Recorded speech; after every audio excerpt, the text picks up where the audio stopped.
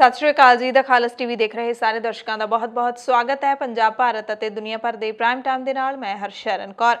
अज के prime time के पहला शनिवार की प्राइम टाइम लोक राय का नतीजा जान लैंदे हां। शनिवार की लोक राय सी कि किसान लीडर राकेश टिकैत ते होए हमले तो बाद आम आदमी पार्टी ने कहा है कि गुंडागर्दी के नाम पर लोगों को डराउणा ते उन्हां नूं चुप कराउणा बीजेपी की नीति है। कि तुसीं आम आदमी पार्टी के इस बयान नाल सहमत हो? 97% साडे दर्शकों ने सहमति जताई है, जबकि 3% दर्शक इस दे नाल सहमत नहीं हैं। अज की प्राइम टाइम लोक राय है कि पंजाब दे विच हुण बिजली के मीटर मोबाइल फोनां वांग ही रिचार्ज होणगे। कि तुहानूं लगदा है कि इस नाल पंजाबियां नूं सौख हो जाएगी? तो की तुसीं इस नवीं सहूलत तो खुश हो, संतुष्ट हो? जे तुसीं इस दे नाल सहमत हो कि इहदे नाल सौखा हो जाएगा तो यस दे विच लिख के कमेंट करियो यस जां हाँ। जे तुसीं सहमत नहीं हो तो नो जां ना लिख के कमेंट करियो। पंजाब भारत ते दुनिया भर के प्राइम टाइम दे विच सब तो पहला एक नज़र हैडलाइनस ते। किसानां ने पूरे देश दे विच अज FCI दफ्तरां नूं घेरा पाया। केंद्र दे मंत्री नूं चिट्ठियां भेजियां पर केंद्र सरकार कंन वलेट के बैठी हुई है। जैक दे नाल इमारत नूं उपर चुकदे समय लुधियाना दे विच बिल्डिंग ढह ढेरी हो गई। 34 जने बचा ले पर 3 जणियां दी मौत हो गई। फैक्टरी मालक ते ठेकेदार खिलाफ परचा दर्ज कर लिया गया। मोदी नूं मिल के कैप्टन सारी गल साफ-साफ समझाउणा चाहुंदे ने। मुलाकात लई समा मंगिया पर हले मोदी दे दफ्तर वल्लों कोई सुनेहा नहीं आया। अकाली दल ने पंजाब मंग दा जवाब तहत पूरे पंजाब दे विच कैप्टन सरकार खिलाफ रोस मुजाहरे कीते। कैप्टन ते पंजाबियां नाल धोखा करन दे इल्जाम लाए पर कैप्टन ने इस सब नूं ड्रामा दस्सिया। कहंदे लोक हुण अकालियां नूं मूंह नहीं लाउंदे, हुण इह अपनी इज्जत बचाउंदे फिरदे ने। SGPC गुरुद्वारा अंब साहिब की जमीन वेच रही है। मुख दफ्तर का वड्डा घेराव किया जाएगा 10 अप्रैल नूं अमृतसर दे विच। बीजेपी विधायक अरुण नारंग ते हमला करने वाले किसान ने वीडियो मैसेज जारी करके एक वड्डा ऐलान किया है। किसान लीडरां नूं भी खास अपील की है, खुद गिरफ्तारी देण पहुंचूगा।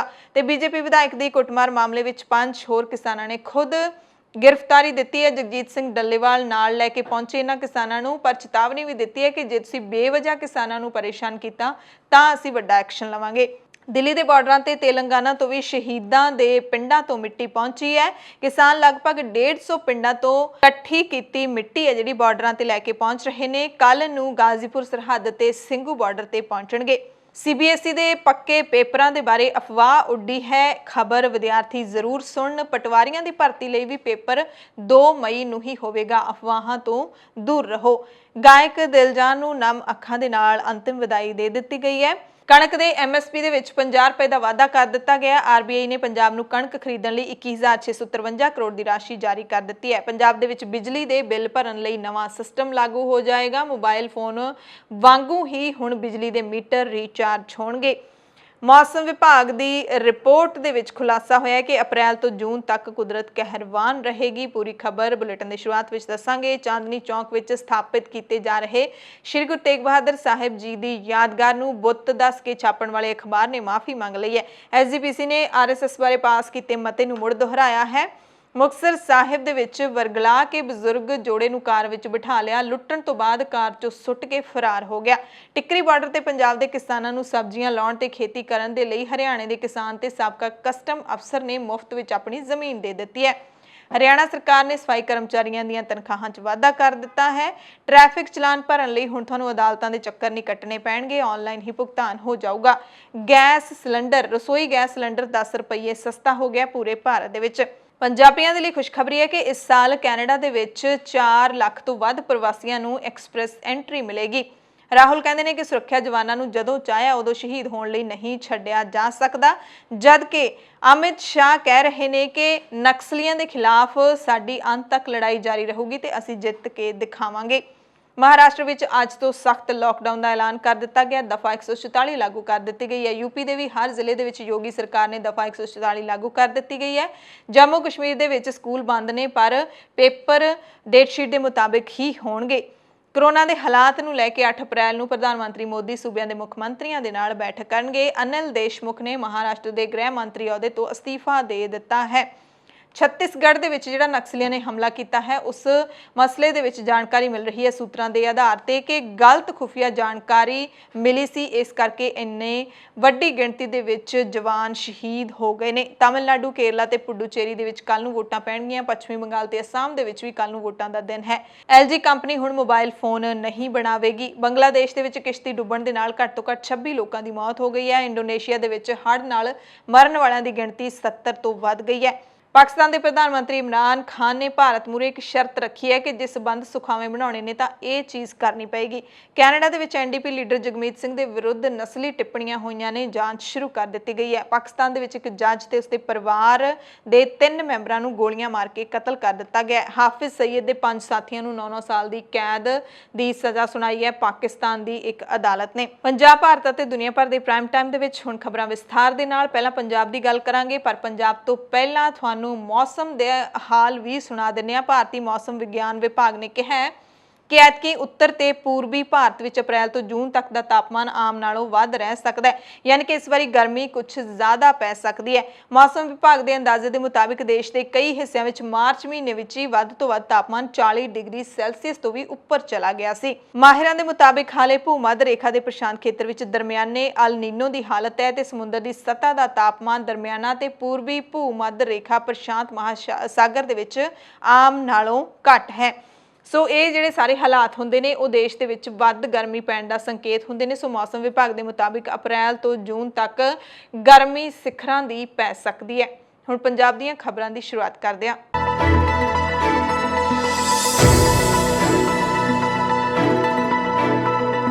बुलेटिन ਦੇ ਵਿੱਚ ਸਭ ਤੋਂ ਪਹਿਲਾਂ ਗੱਲ ਕਰਾਂਗੇ ਪੰਜਾਬ ਦੀਆਂ ਵੱਡੀਆਂ ਅੱਜ ਦੀਆਂ ਜਿਹੜੀਆਂ ਖਬਰਾਂ ਨੇ। ਸਭ ਤੋਂ ਪਹਿਲੀ ਖਬਰ ਲੁਧਿਆਣਾ ਤੋਂ ਆ ਰਹੀ ਹੈ, ਜਿੱਥੇ ਇੱਕ ਵੱਡਾ ਹਾਦਸਾ ਵਾਪਰਿਆ। ਲੁਧਿਆਣਾ ਦੇ ਮੁਕੰਦ ਨਗਰ ਇਲਾਕੇ ਦੇ ਵਿੱਚ ਲੈਂਟਰ ਡਿੱਗ ਪਿਆ, ਜਿਸ ਦੇ ਥੱਲੇ ਆ ਕੇ 3 ਮਜ਼ਦੂਰਾਂ ਦੀ ਮੌਤ ਹੋ ਗਈ ਹੈ ਤੇ ਇਸ ਦੀ ਪੁਸ਼ਟੀ ਲੁਧਿਆਣਾ ਦੇ ਡਿਪਟੀ ਕਮਿਸ਼ਨਰ ਨੇ ਕਰ ਦਿੱਤੀ ਹੈ। ट्रैक्टर पार्ट्स बनाउण वाली फैक्ट्री की 3जी मंजिल का ਲੈਂਟਰ डिगण करके यह हादसा वापरिया है लुधियाना के डाबा इलाके दे विच। DC ने दस्सिया कि हुण तक 34 लोगों को सुरक्षित बाहर कढ लिया गया, जिन्हां विचों कईयां दे सट्टां वजीआं ने ते कई गंभीर भी ने। लुधियाना के पुलिस कमिश्नर वरिंदर कुमार शर्मा मौके ते आप पहुंचे हुए ने ते राहत कार्यां दा लगातार जायजा लै रहे ने।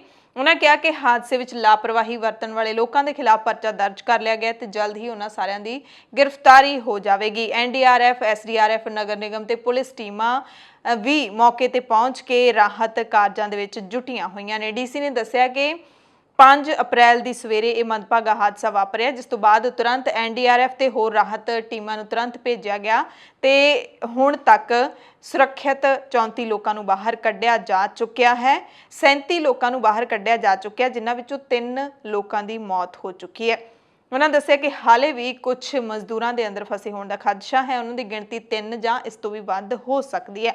पुलिस ने फैक्ट्री के मालक जसविंदर सिंह और ठेकेदार ते परचा दर्ज कर लिया। हालांकि दोवें इस वक्त मौके तो फरार ने ते पुलिस वालों लगातार इन्हां दी भाल की जा रही है। DC ने भरोसा दवाया है पीड़ित लोगों को कि ਜਿਹੜੇ होर लोग मलबे के हेठां दबे हुए ने उन्हां नूं भी जल्द बाहर कढ लिया जाएगा।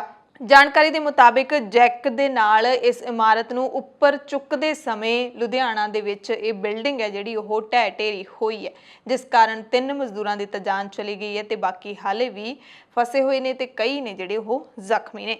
दूजी अहम खबर FCI दफ्तरां दे घिराओ दे नाल जुड़ी हुई है। मामला है सिद्धी अदायगी दा। फसलों की सिद्धी अदायगी केंद्र ने जिहड़ा नवां हुक्म सुनाया है उस दे खिलाफ किसानां ने 5 अप्रैल के दिन वड्डे एक्शन का ऐलान किया सी कि 5 अप्रैल नूं देश भर दे विच FCI दफ्तरां दा घिराओ किया जाएगा FCI नूं बचाउण दे वास्ते। सो पूरे देश दे विच FCI दफ्तरां दे घिराओ दे सद्दे दा जिहड़ा प्रभाव है पंजाब दे विच खासा देखण नूं मिलिਆ। संयुक्त किसान मोर्चे ने सद्दा दिता सी। मानसा की गल कर लीए तो इत्थे भी FCI दफ्तर का घिराओ किया गया तो इत्थे किसानां ने कहा कि जबरदस्त हुंगारा इन्हां धरनिਆਂ नूं मिलिਆ है ਤੇ ਦਫ਼ਤਰ ਦੇ ਵਿੱਚ ਹਾਜ਼ਰ ਅਧਿਕਾਰੀਆਂ ਨੂੰ ਕੇਂਦਰੀ ਖੇਤੀ ਮੰਤਰੀ ਦੇ ਨਾਮ ਇਹਨਾਂ ਕਿਸਾਨਾਂ ਨੇ ਮੰਗ ਪੱਤਰ ਸੌਂਪੇ। ਉਹਨਾਂ ਨੇ ਕਿਹਾ ਕਿ ਥਾਂ-ਥਾਂ ਪਰਿਵਾਰਾਂ ਸਮੇਤ ਸ਼ਾਮਿਲ ਹੋਣ ਵਾਲੇ ਹਜ਼ਾਰਾਂ ਕਿਸਾਨਾਂ ਮਜ਼ਦੂਰਾਂ ਦੇ ਵੱਲੋਂ ਮੰਗ ਕੀਤੀ ਗਈ ਹੈ ਕਿ ਕਣਕ ਦੀ ਖਰੀਦ ਤੋਂ ਭੱਜਣ ਦੇ ਬਹਾਨਿਆਂ ਵਜੋਂ ਨਮੀ ਦੀ ਮਾਤਰਾ ਅਤੇ ਦਾਗੀ ਦਾਣਿਆਂ ਦੀ ਮਾਤਰਾ ਘਟਾਉਣ ਵਰਗੀਆਂ ਬੇਲੋੜੀਆਂ ਸ਼ਰਤਾਂ ਵੀ ਰੱਦ ਕੀਤੀਆਂ ਜਾਣ। ਕਿਸਾਨਾਂ ਦੀਆਂ ਜ਼ਮੀਨਾਂ ਦੀਆਂ ਫਰਦਾਂ ਪੇਸ਼ ਕਰਨ ਦੇ ਹੁਕਮ ਅਤੇ ਇਹਨਾਂ ਮੁਤਾਬਿਕ ਸਿਰਫ ਉਨੀ ਹੀ ਕਣਕ ਖਰੀਦਣ ਦਾ ਕਿਸਾਨ ਮਾਰੂ ਫੈਸਲਾ ਵੀ ਵਾਪਸ ਲਿਆ ਜਾਵੇ। ਸ਼ਾਂਤਾ ਕੁਮਾਰ ਕਮੇਟੀ ਦੀ FCI ਦਾ ਭੋਗ ਪਾਉਣ ਵਾਲੀ ਰਿਪੋਰਟ ਤੇ ਇਸ ਦੇ ਮੁਤਾਬਿਕ ਬਣਾਏ ਗਏ ਕਾਲੇ ਖੇਤੀ ਕਾਨੂੰਨ ਤੁਰੰਤ ਰੱਦ ਕੀਤੇ ਜਾਣ। ਕਿਸਾਨ ਕਹਿੰਦੇ ਨੇ ਕਿ ਜਿਹੜੇ ਖੇਤੀ ਕਾਨੂੰਨ ਇਹਨਾਂ ਨੇ ਲਾਗੂ ਕੀਤੇ ਨੇ ਉਹਨਾਂ ਦੀ ਮਾਰ ਹੇਠ ਆਉਂਦੇ ਮੰਡੀ ਕਰਮਚਾਰੀ, ਪੱਲੇਦਾਰ, ਮੁਨੀਮ, ਆੜ੍ਹਤੀਏ ਤੇ ਟਰਾਂਸਪੋਰਟਰ ਇਹਨਾਂ ਦਾ ਵੀ ਖੇਤੀ ਕਾਨੂੰਨਾਂ ਦੇ ਨਾਲ ਉਜਾੜਾ ਹੋ ਜਾਏਗਾ। ਕਿਸਾਨਾਂ ਦਾ ਤਾਂ ਹੋਵੇਗਾ ਹੀ ਹੋਵੇਗਾ, ਨਾਲੇ ਸਾਰੇ ਵਰਗ ਵੀ ਮਰ ਜਾਣਗੇ ਕਿਉਂਕਿ ਖੇਤੀਬਾੜੀ ਦੇ ਨਾਲ ਜੁੜੇ ਹੋਏ ਕੰਮਾਂ ਤੇ ਹੀ ਨਿਰਭਰ ਨੇ। ਮਾਨਸਾ ਦੇ ਨਾਲ ਪੰਜਾਬ ਦੇ ਲਹਿਰਾ ਗਾਗਾ ਜਾਂ ਫਿਰ ਹਰਿਆਣਾ ਦੀਆਂ ਵੱਖ-ਵੱਖ ਥਾਵਾਂ ਹੋਣ, ਸਿਰਸਾ ਸਮੇਤ ਸਭ ਥਾਵਾਂ ਦੇ ਉੱਤੇ FCI ਦਫ਼ਤਰਾਂ ਦਾ ਘਿਰਾਓ ਕੀਤਾ ਗਿਆ। ਸਾਰੀਆਂ ਜਥੇਬੰਦੀਆਂ ਇਸ ਦੇ ਵਿੱਚ ਇਕਜੁੱਟ ਰਹੀਆਂ ਨੇ। ਸੰਯੁਕਤ ਕਿਸਾਨ ਮੋਰਚੇ ਦੇ ਸੱਦੇ ਤੇ ਜਿੱਥੇ ਪੰਜਾਬ ਦੀਆਂ 32 ਕਿਸਾਨ ਜਥੇਬੰਦੀਆਂ ਦੀ ਅਗਵਾਈ ਦੇ ਵਿੱਚ ਥਾਂ-ਥਾਂ ਤੇ ਜਿੱਥੇ ਵੀ FCI ਦਫ਼ਤਰ ਹੈਗੇ ਨੇ ਉਹਨਾਂ ਦਾ ਘਿਰਾਓ ਕੀਤਾ ਗਿਆ ਤੇ ਅਧਿਕਾਰੀਆਂ ਦੇ ਰਾਹੀਂ ਕੇਂਦਰੀ ਖੇਤੀ ਮੰਤਰੀ ਨਰਿੰਦਰ ਤੋਮਰ ਦੇ ਨਾਮ ਨੇ ਜਿਹੜੇ ਉਹ ਮੰਗ ਪੱਤਰ ਭੇਜੇ ਗਏ ਅਤੇ ਜਲਦ ਤੋਂ ਜਲਦ ਜਿਹੜਾ ਇੱਕ ਕੇਂਦਰ ਸਰਕਾਰ ਨੇ ਫੈਸਲਾ ਕੀਤਾ ਹੈ ਕਿ ਜਿਣਸਾਂ ਦੀ ਸਿੱਧੀ ਅਦਾਇਗੀ ਕਿਸਾਨਾਂ ਨੂੰ ਕੀਤੀ ਜਾਏਗੀ। ਵਿਚਾਲੇ ਆੜ੍ਹਤੀਏ ਨੇ ਜਿਹੜੇ ਉਹਨਾਂ ਨੂੰ ਕੱਢ ਦਿੱਤਾ ਗਿਆ। ਇਹ ਹੁਕਮ ਹੈ ਜਿਹੜਾ ਇਹ ਨਾਦਰਸ਼ਾਹੀ ਫਰਮਾਨ, ਇਸ ਨੂੰ ਦੱਸਦੇ ਹੋਏ ਕਿਸਾਨਾਂ ਨੇ ਇਸ ਨੂੰ ਵਾਪਸ ਲੈਣ ਦੀ ਜਿਹੜੀ ਮੰਗ ਕੀਤੀ ਹੈ। ਇਹ ਸਾਰੀਆਂ ਜਿਹੜੀਆਂ ਤਸਵੀਰਾਂ ਨੇ ਤੁਸੀਂ ਦੇਖ ਸਕਦੇ ਹੋ। ਤੇ ਹੁਣ ਗੱਲ ਕਰਾਂਗੇ ਕਿਸਾਨ ਮਜ਼ਦੂਰ ਸੰਘਰਸ਼ ਕਮੇਟੀ, ਜਿਸ ਦੀ ਜਿਹੜੀ ਅਗਵਾਈ ਦੇ ਵਿੱਚ ਬਹੁਤ ਵੱਡੀ ਗਿਣਤੀ ਦੇ ਵਿੱਚ ਕਿਸਾਨ ਹਮੇਸ਼ਾ ਜੁੜਦੇ ਨੇ। ਅੰਮ੍ਰਿਤਸਰ ਦੇ ਵਿੱਚ ਵੀ ਇੱਥੇ ਕਿਸਾਨ ਮਜ਼ਦੂਰ ਸੰਘਰਸ਼ ਕਮੇਟੀ ਦੇ ਵੱਲੋਂ ਵੱਲਾ ਨੇੜੇ ਭਾਰਤੀ ਖੁਰਾਕ ਨਿਗਮ ਦੇ ਬਾਹਰ ਦਫ਼ਤਰ ਦੇ ਬਾਹਰ ਧਰਨਾ ਦਿੱਤਾ ਗਿਆ। ਇਸ ਮੌਕੇ ਪ੍ਰਦਰਸ਼ਨਕਾਰੀਆਂ ਨੇ ਕੇਂਦਰ ਦੀ ਮੋਦੀ ਸਰਕਾਰ ਦੇ ਖਿਲਾਫ ਨਾਅਰੇਬਾਜ਼ੀ ਕੀਤੀ, FCI ਨੂੰ ਖਤਮ ਕਰਨ ਦੀ ਸਾਜ਼ਿਸ਼ ਦਾ ਵਿਰੋਧ ਕੀਤਾ। ਕਿਸਾਨ ਲੀਡਰ ਸਰਵਣ ਸਿੰਘ ਬੰਧੇਰ ਨੇ ਕਿਹਾ ਕਿ ਕਿਸਾਨਾਂ ਦੇ ਕੋਲੋਂ ਜਮ੍ਹਾਂਬੰਦੀਆਂ ਮੰਗਣ ਦਾ ਫੈਸਲਾ ਵਾਪਸ ਲਿਆ ਜਾਵੇ ਕਿਉਂਕਿ ਕੇਂਦਰ ਸਰਕਾਰ ਨੇ ਸ਼ਰਤ ਲਾਈ ਹੈ ਕਿ ਜਿਹੜੇ ਵੀ ਕਿਸਾਨਾਂ ਦੀ ਜ਼ਮੀਨ ਹੈਗੀ ਹੈ ਉਹਦਾ ਸਾਰਾ ਰਿਕਾਰਡ ਹੈ ਜਿਹੜਾ ਉਹ ਆਨਲਾਈਨ ਹੋਣਾ ਚਾਹੀਦਾ ਤੇ ਉਹਨਾਂ ਕਿਸਾਨਾਂ ਨੂੰ ਹੀ ਫਸਲ ਦੀ ਅਦਾਇਗੀ ਹੈ ਜਿਹੜੀ ਉਹ ਕੀਤੀ ਜਾਵੇਗੀ। ਪਰ ਪੰਜਾਬ ਦੇ ਵਿੱਚ ਬਹੁਤ ਸਾਰੇ ਬੇਜ਼ਮੀਨੇ ਕਿਸਾਨ ਨੇ ਜਿਹੜੇ ਕਿ ਠੇਕੇ ਤੇ ਲੈ ਕੇ ਖੇਤੀ ਕਰਦੇ ਨੇ, ਉਹਨਾਂ ਕੋਲ ਆਮਦਨ ਦਾ ਕੋਈ ਹੋਰ ਸਾਧਨ ਨਹੀਂ ਹੈ। ਜਿਹੜੇ ਕਿਸਾਨ ਠੇਕੇ ਤੇ ਖੇਤੀ ਕਰਦੇ ਨੇ ਉਹਨਾਂ ਦੇ ਨਾਮ ਤਾਂ ਜ਼ਮੀਨ ਹੀ ਨਹੀਂ ਹੈਗੀ ਤੇ ਉਹਨਾਂ ਨੂੰ ਫਿਰ ਫਸਲ ਦੀ ਅਦਾਇਗੀ ਕਿਵੇਂ ਹੋਵੇਗੀ? ਬਹੁਤ ਗੁੰਝਲਦਾਰ ਤੇ ਪੇਚੀਦਾ ਬਣ ਜਾਵੇਗਾ। ਇਸ ਕਰਕੇ ਕਿਸਾਨ ਇਸ ਦਾ ਵਿਰੋਧ ਨੇ ਜਿਹੜਾ ਉਹ ਕਰ ਰਹੇ ਨੇ। ਬੰਧੇਰ ਨੇ ਕਿਹਾ ਕਿ ਸਿੱਧੀ ਅਦਾਇਗੀ ਕਿਸਾਨਾਂ ਨੂੰ ਕਰਨ ਦਾ ਫੈਸਲਾ ਰੱਦ ਜਲਦ ਕੀਤਾ ਜਾਵੇ ਤੇ ਲੋੜੀਂਦਾ ਬਾਰਦਾਨਾ ਵੀ ਮੰਡੀਆਂ ਦੇ ਵਿੱਚ ਮੁਹੱਈਆ ਕਰਵਾਇਆ ਜਾਵੇ, ਯਾਨੀ ਕਿ ਬੋਰੀਆਂ ਹੁੰਦੀਆਂ ਨੇ ਜਿਨ੍ਹਾਂ ਦੇ ਵਿੱਚ ਜਿਣਸ ਪੈਂਦੀ, ਉਹਨੂੰ ਬਾਰਦਾਨਾ ਕਹਿੰਦੇ ਨੇ, ਉਹ ਲੋੜੀਂਦੀ ਮਾਤਰਾ ਵਿੱਚ ਮੁਹੱਈਆ ਕਰਵਾਉਣ ਦੀ ਮੰਗ ਹੈ ਜਿਹੜੀ ਉਹ ਕੀਤੀ ਹੈ। ਇਸੇ ਦਰਮਿਆਨ ਪੰਜਾਬ ਦੇ ਮੁੱਖ ਮੰਤਰੀ ਕੈਪਟਨ ਅਮਰਿੰਦਰ ਸਿੰਘ ਨੇ ਵੀ ਪ੍ਰਧਾਨ ਮੰਤਰੀ ਨਰਿੰਦਰ ਮੋਦੀ ਨੂੰ ਚਿੱਠੀ ਲਿਖੀ ਹੈ। ਚਿੱਠੀ ਲਿਖ ਕੇ ਮੁਲਾਕਾਤ ਦਾ ਸਮਾਂ ਮੰਗਿਆ ਹੈ। ਕੈਪਟਨ ਅਮਰਿੰਦਰ ਸਿੰਘ ਨੇ ਲਿਖਿਆ ਹੈ ਕਿ ਕੇਂਦਰ ਦਾ ਖੁਰਾਕ ਤੇ ਜਨਤਕ ਵੰਡ ਵਿਭਾਗ ਫਸਲਾਂ ਦੀ ਖਰੀਦ ਲਈ ਪੈਸੇ ਸਿੱਧੇ ਤੌਰ ਤੇ ਕਿਸਾਨਾਂ ਦੇ ਬੈਂਕ ਖਾਤੇ ਵਿੱਚ ਟ੍ਰਾਂਸਫਰ ਕਰਨਾ ਚਾਹੁੰਦਾ ਹੈ, ਜਦਕਿ ਪੰਜਾਬ ਸਰਕਾਰ ਫਸਲ ਦੀ ਕੀਮਤ ਆੜ੍ਹਤੀਆਂ ਦੇ ਰਾਹੀਂ ਕਿਸਾਨਾਂ ਨੂੰ ਦੇਣ ਦੇ ਹੱਕ ਵਿੱਚ ਹੈ। ਕੈਪਟਨ ਨੇ ਚਿੱਠੀ ਲਿਖੀ ਹੈ ਕਿ ਪ੍ਰਧਾਨ ਮੰਤਰੀ ਨਰਿੰਦਰ ਮੋਦੀ ਇਸ ਮਾਮਲੇ ਵਿੱਚ ਦਖਲ ਦੇਣ, ਇਸ ਕਰਕੇ ਮੈਂ ਤੁਹਾਨੂੰ ਮਿਲਣਾ ਚਾਹੁੰਦਾ ਹਾਂ। ਉਹਨਾਂ ਨੇ ਕਿਹਾ ਕਿ ਕਣਕ ਦੀ ਖਰੀਦ ਸ਼ੁਰੂ ਹੋਣ 'ਚ ਸਿਰਫ 4 ਦਿਨ ਬਾਕੀ ਨੇ ਕਿਉਂਕਿ 10 ਤਰੀਕ ਨੂੰ ਪੰਜਾਬ ਦੇ ਵਿੱਚ ਕਣਕ ਦੀ ਖਰੀਦ ਸ਼ੁਰੂ ਹੋ ਜਾਏਗੀ, 10 ਅਪ੍ਰੈਲ ਨੂੰ। ਪਰ ਕੇਂਦਰ ਤੇ ਪੰਜਾਬ ਸਰਕਾਰ ਦੇ ਵਿਚਾਲੇ ਜਿਹੜਾ ਇਹ ਰੇੜਕਾ ਹੈ ਉਹ ਖਤਮ ਹੋਣ ਦਾ ਨਾਮ ਨਹੀਂ ਲੈ ਰਿਹਾ, ਉਹ ਲਗਾਤਾਰ ਚੱਲ ਰਿਹਾ ਹੈ। ਕੈਪਟਨ ਨੇ ਲਿਖਿਆ ਕਿ ਇਸ ਤੋਂ ਪਹਿਲਾਂ ਕਿ ਕਿਸਾਨਾਂ ਦੀਆਂ ਫਸਲਾਂ ਦੀ ਖਰੀਦ ਦੇ ਪੈਸੇ ਨੂੰ ਲੈ ਕੇ ਪੰਜਾਬ 'ਚ ਹਾਲਾਤ ਕੰਟਰੋਲ ਤੋਂ ਬਾਹਰ ਹੋ ਜਾਣ, ਮੈਂ ਤੁਹਾਨੂੰ ਮਿਲਣਾ ਚਾਹੁੰਦਾ ਤੇ ਸਭ ਕੁਝ ਸਮਝਾਉਣਾ ਚਾਹੁੰਦਾ। ਕਿਹਾ ਕਿ ਕੇਂਦਰ ਨੂੰ ਕਿਸਾਨਾਂ, ਆੜ੍ਹਤੀਆਂ ਤੇ ਲੇਬਰ ਤੋਂ ਸਲਾਹ ਕੀਤੇ ਬਿਨਾਂ ਅਜਿਹਾ ਇੱਕ ਪਾਸੜ ਫੈਸਲਾ ਨਹੀਂ ਲੈਣਾ ਚਾਹੀਦਾ ਸੀ ਤੇ ਹਾਈ ਕੋਰਟ ਦਾ ਹੁਕਮ ਵੀ ਇਹ ਕਹਿੰਦਾ ਹੈ ਕਿ ਕਿਸਾਨ ਆਪਣੀ ਫਸਲ ਦੀ ਕੀਮਤ ਲੈਣ ਦੇ ਲਈ ਸੁਤੰਤਰ ਹੈ। ਸੋ ਕੈਪਟਨ ਨੇ ਜਿਹੜੀ ਅਪੀਲ ਕੀਤੀ ਹੈ ਕਿ ਮੈਂ ਮੋਦੀ ਜੀ ਨੂੰ ਸਮਝਾਉਣਾ ਚਾਹੁੰਦਾ ਤੇ ਮੋਦੀ ਜੀ ਤੋਂ ਹੀ ਟਾਈਮ ਮੰਗਿਆ ਹੈ। ਤਾਂ ਦੇਖਦੇ ਹਾਂ ਕਿ ਕੀ ਕੈਪਟਨ ਨੂੰ ਸਮਾਂ ਮਿਲ ਜੂਗਾ ਕਿਉਂਕਿ ਜਦੋਂ ਖੇਤੀ ਕਾਨੂੰਨ ਲਾਗੂ ਹੋਏ ਨੇ ਉਸ ਤੋਂ ਬਾਅਦ ਕੈਪਟਨ ਨੇ ਕਈ ਵਾਰੀ ਮੋਦੀ ਤੱਕ ਸੁਨੇਹੇ ਭੇਜੇ ਨੇ, ਪ੍ਰਧਾਨ ਮੰਤਰੀ ਤੱਕ, ਕਿ ਮੈਨੂੰ ਮਿਲਣ ਦਾ ਸਮਾਂ ਦਿਓ, ਪਰ ਕਦੇ ਵੀ ਕੈਪਟਨ ਨੂੰ ਪ੍ਰਧਾਨ ਮੰਤਰੀ ਮੋਦੀ ਨਾਲ ਮਿਲਣ ਦਾ ਸਮਾਂ ਹੀ ਨਹੀਂ ਮਿਲਿਆ। ਪੰਜਾਬ ਇੱਕ ਅਹਿਮ ਸੂਬਾ ਹੈ ਭਾਰਤ ਦਾ, ਉਸ ਸੂਬੇ ਦੇ ਮੁੱਖ ਮੰਤਰੀ ਨੂੰ ਪ੍ਰਧਾਨ ਮੰਤਰੀ ਨਾਲ ਮਿਲਣ ਦਾ ਸਮਾਂ ਹੀ ਨਹੀਂ ਦਿੱਤਾ ਜਾ ਰਿਹਾ। ਉਧਰ ਕੈਪਟਨ ਅਮਰਿੰਦਰ ਸਿੰਘ ਨੇ ਕਿਹਾ ਕਿ ਮੈਂ ਪੰਜਾਬ ਨੂੰ ਮੁੰਬਈ ਨਹੀਂ ਬਣ ਦਿਆਂਗਾ। ਮਹਾਰਾਸ਼ਟਰ ਦੇ ਵਿੱਚ ਕਿਉਂਕਿ ਕਰੋਨਾ ਵਾਇਰਸ ਦੇ ਬਹੁਤ ਜ਼ਿਆਦਾ ਮਾਮਲੇ ਆ ਰਹੇ ਨੇ, ਹਾਲਾਂਕਿ ਜਿਹੜੇ ਪੰਜਾਬ ਸਮੇਤ ਹੋਰ ਸੂਬੇ ਨੇ ਜਿਨ੍ਹਾਂ ਦੇ ਵਿੱਚ ਜ਼ਿਆਦਾ ਕੇਸ ਆ ਰਹੇ ਨੇ, ਪੰਜਾਬ ਦਾ ਨਾਮ ਵੀ ਉਸ ਸੂਚੀ ਦੇ ਵਿੱਚ ਸ਼ਾਮਿਲ ਹੈ, ਪਰ ਫਿਰ ਵੀ ਕੈਪਟਨ ਅਮਰਿੰਦਰ ਸਿੰਘ ਕਹਿੰਦੇ ਨੇ ਕਿ ਮੈਂ ਮੁੰਬਈ ਵਰਗੇ ਹਾਲਾਤ ਨਹੀਂ ਬਣ ਦਿਆਂਗਾ ਕਿਉਂਕਿ ਮਹਾਰਾਸ਼ਟਰ ਦੇ ਵਿੱਚ ਮੁੱਖ ਮੰਤਰੀ ਉद्धਵ ਠਾਕਰੇ ਨੇ ਲਾਕਡਾਊਨ ਦਾ ਵੀ ਐਲਾਨ ਕਰ ਦਿੱਤਾ ਹੈ ਤੇ ਕੈਪਟਨ ਕਹਿ ਰਹੇ ਨੇ ਕਿ ਤੁਸੀਂ ਨਿਯਮਾਂ ਦੀ ਪਾਲਣਾ ਕਰੋ। ਮੈਂ ਨਹੀਂ ਚਾਹੁੰਦਾ ਕਿ ਪੰਜਾਬ ਦੇ ਵਿੱਚ ਕੇਸ ਵਧਣ ਤੇ ਸਾਨੂੰ ਕੋਈ ਸਖਤ ਕਦਮ ਚੁੱਕਣ ਲਈ ਮਜਬੂਰ ਹੋਣਾ ਪਏ। ਮੁੱਖ ਮੰਤਰੀ ਕੈਪਟਨ ਅਮਰਿੰਦਰ ਸਿੰਘ ਨੇ ਬੰਧੂਆ ਮਜ਼ਦੂਰਾਂ ਦੇ ਮਸਲੇ ਤੇ ਵੀ ਕੇਂਦਰ ਵੱਲੋਂ ਲਾਏ ਜਿਹੜੇ ਇਲਜ਼ਾਮ ਹੈਗੇ ਨੇ ਉਹਨਾਂ ਨੂੰ ਗਲਤ ਦੱਸਿਆ ਹੈ। ਗ੍ਰਹਿ ਮੰਤਰਾਲੇ ਦੀ ਚਿੱਠੀ ਤੇ ਕੈਪਟਨ ਅਮਰਿੰਦਰ ਸਿੰਘ ਬੋਲੇ ਨੇ ਕਿ ਪੰਜਾਬ ਦੇ ਕਿਸਾਨਾਂ ਨੂੰ ਬਦਨਾਮ ਕੀਤਾ ਜਾ ਰਿਹਾ ਹੈ। ਕੇਂਦਰ ਸਰਕਾਰ ਦੀ ਆਲੋਚਨਾ ਕਰਦਿਆਂ ਕੈਪਟਨ ਨੇ ਕਿਹਾ ਕਿ ਸੂਬੇ ਦੇ ਕਿਸਾਨਾਂ ਬਾਰੇ ਗਲਤ ਜਾਣਕਾਰੀ ਫੈਲਾਈ ਜਾ ਰਹੀ ਹੈ ਤੇ ਕੈਪਟਨ ਅਮਰਿੰਦਰ ਸਿੰਘ ਨੇ ਗ੍ਰਹਿ ਮੰਤਰਾਲੇ ਵੱਲੋਂ ਪੰਜਾਬ ਦੇ ਖੇਤਾਂ ਵਿੱਚ ਬੰਧੂਆ ਮਜ਼ਦੂਰਾਂ ਤੋਂ ਕੰਮ ਲੈਣ ਦੇ ਲਾਏ ਇਲਜ਼ਾਮਾਂ ਨੂੰ ਜਾਂਚ ਤੋਂ ਬਾਅਦ ਪੜਤਾਲ ਤੋਂ ਬਾਅਦ ਪੂਰੀ ਤਰ੍ਹਾਂ ਨਾਲ ਰੱਦ ਕਰ ਦਿੱਤਾ ਹੈ। ਕੈਪਟਨ ਨੇ ਉਲਟਾ ਵਾਰ ਕਰਦਿਆਂ ਕਿਹਾ ਹੈ ਕਿ ਕੇਂਦਰ ਸਰਕਾਰ ਜਿਹੜੇ ਦੋਸ਼ ਲਾ ਰਹੀ ਹੈ ਉਹ ਸਿਰਫ ਕੂੜ ਪ੍ਰਚਾਰ ਹੈ। BSF ਦੇ ਹਵਾਲੇ ਨਾਲ ਗ੍ਰਹਿ ਮੰਤਰਾਲੇ ਨੇ ਮੁੱਖ ਸਕੱਤਰ ਪੰਜਾਬ ਨੂੰ ਚਿੱਠੀ ਲਿਖੀ ਸੀ ਕਿ ਪੰਜਾਬ ਦੇ ਕਿਸਾਨ ਬਿਹਾਰ ਤੇ ਯੂਪੀ ਦੇ ਪ੍ਰਵਾਸੀ ਮਜ਼ਦੂਰਾਂ ਨੂੰ ਲਿਆ ਕੇ ਬੰਧੂਆ ਮਜ਼ਦੂਰ ਬਣਾ ਕੇ ਉਹਨਾਂ ਤੋਂ ਖੇਤਾਂ ਦਾ ਕੰਮ ਕਰਾਉਂਦੇ ਨੇ ਤੇ ਮੁੱਖ ਮੰਤਰੀ ਨੇ ਕਿਹਾ ਕਿ ਕੇਂਦਰ ਦੀ ਇਹ ਚਿੱਠੀ ਕਿਸਾਨਾਂ ਦੇ ਅਕਸ ਨੂੰ ਢਾਹ ਲਾਉਣ ਦਾ ਯਤਨ ਹੈ। ਹਾਲਾਂਕਿ ਪਿਛਲੇ ਦਿਨੀ ਕੇਂਦਰੀ ਗ੍ਰਹਿ ਮੰਤਰਾਲੇ ਨੇ ਇਹ ਸਪਸ਼ਟ ਵੀ ਕਰ ਦਿੱਤਾ ਸੀ ਕਿ ਅਸੀਂ ਕਿਸਾਨਾਂ ਦਾ ਇੱਕ ਵਾਰੀ ਵੀ ਜ਼ਿਕਰ ਨਹੀਂ ਕੀਤਾ, ਪਰ ਉਹਨਾਂ ਨੇ ਬੰਧੂਆ ਮਜ਼ਦੂਰ ਜ਼ਰੂਰ ਲਿਖਿਆ ਸੀ ਤੇ ਜਿਹੜੀ ਪੜਤਾਲ ਹੋਈ ਹੈ ਉਸ ਦੇ ਵਿੱਚ ਵੀ ਇਹ ਸਾਹਮਣੇ ਆਇਆ ਕਿ ਜਿਹੜੀ BSF ਨੇ ਕੇਂਦਰ ਨੂੰ ਰਿਪੋਰਟ ਭੇਜੀ ਹੈ ਉਸ ਦੇ ਵਿੱਚ ਬੰਧੂਆ ਮਜ਼ਦੂਰ ਸ਼ਬਦ ਦਾ ਜ਼ਿਕਰ ਹੀ ਨਹੀਂ ਕੀਤਾ ਗਿਆ ਤੇ ਫਿਰ ਗ੍ਰਹਿ ਮੰਤਰਾਲੇ ਨੇ ਇਹ ਸ਼ਬਦ ਕਿੱਧਰੋਂ ਕੱਢ ਲਿਆਂਦਾ। ਤੇ ਮੁੱਖ ਮੰਤਰੀ ਨੇ ਵੀ ਕਿਹਾ ਕਿ ਕੇਂਦਰੀ ਪੱਤਰ ਦੇ ਤੱਥਾਂ ਦੇ ਮੁਤਾਬਿਕ BSF ਅਧਿਕਾਰੀਆਂ ਵੱਲੋਂ ਨਾ ਹੀ ਇਹ ਅੰਕੜੇ ਤੇ ਨਾ ਹੀ ਇਹ ਰਿਪੋਰਟ ਹੈ ਜਿਹੜੀ ਉਹ ਜਮ੍ਹਾਂ ਕਰਵਾਈ ਗਈ ਹੈ। ਕੈਪਟਨ ਨੇ ਕਿਹਾ ਕਿ ਸਾਰੇ 58 ਕੇਸਾਂ ਦੀ ਡੂੰਘਾਈ ਦੇ ਨਾਲ ਅਸੀਂ ਜਾਂਚ ਕਰ ਲਈ ਹੈ, ਦੋਸ਼ਾਂ ਵਾਲਾ ਕੁਝ ਵੀ ਸਾਹਮਣੇ ਨਹੀਂ ਆਇਆ। ਜਾਂਚ ਦੇ ਵੇਰਵੇ ਸਾਂਝੇ ਕਰਦਿਆਂ ਕੈਪਟਨ ਨੇ ਦੱਸਿਆ ਕਿ 58 ਬੰਦੀਆਂ ਦੇ ਵਿੱਚੋਂ 4 ਪੰਜਾਬ ਦੇ ਨੇ ਜੋ ਭਾਰਤ ਪਾਕਿਸਤਾਨ ਸਰਹੱਦ ਨੇੜੇ ਘੁੰਮਦੇ ਦੇਖੇ ਗਏ ਸੀ, ਜਦਕਿ 3 ਮਾਨਸਿਕ ਤੌਰ ਤੇ ਅਪਾਹਿਜ ਪਾਏ ਗਏ ਨੇ। ਇੱਕ ਪਰਮਜੀਤ ਸਿੰਘ ਵਾਸੀ ਪਟਿਆਲਾ 20 ਸਾਲਾਂ ਤੋਂ ਮਾਨਸਿਕ ਅਪਾਹਿਜ ਹੈ ਤੇ ਫੜੇ ਜਾਣ ਤੋਂ 2 ਮਹੀਨੇ ਪਹਿਲਾਂ ਆਪਣਾ ਘਰ ਛੱਡ ਕੇ ਗਿਆ ਸੀ। ਇਸੇ ਤਰ੍ਹਾਂ ਗੁਰਦਾਸਪੁਰ ਦਾ ਰੂੜ ਸਿੰਘ ਫੜੇ ਜਾਣ ਵਾਲੇ ਦਿਨ ਤੋਂ ਹੀ institute of mental health Amritsar 'ਚ ਦਾਖਲ ਕਰਵਾਇਆ ਗਿਆ ਸੀ। SBS ਨਗਰ ਦਾ ਸੁਖਜਿੰਦਰ ਸਿੰਘ ਵੀ ਮਾਨਸਿਕ ਰੋਗੀ ਹੈ ਤੇ ਹਿਰਾਸਤ ਵਿੱਚ ਲਏ ਗਏ 58 ਵਿਅਕਤੀਆਂ ਵਿੱਚੋਂ 16 ਦਿਮਾਗੀ ਤੌਰ ਤੇ ਬਿਮਾਰ ਪਾਏ ਗਏ ਨੇ, ਜਿਨ੍ਹਾਂ ਵਿੱਚੋਂ 4 ਬਚਪਨ ਤੋਂ ਹੀ ਇਸ ਬਿਮਾਰੀ ਤੋਂ ਪੀੜਿਤ ਨੇ।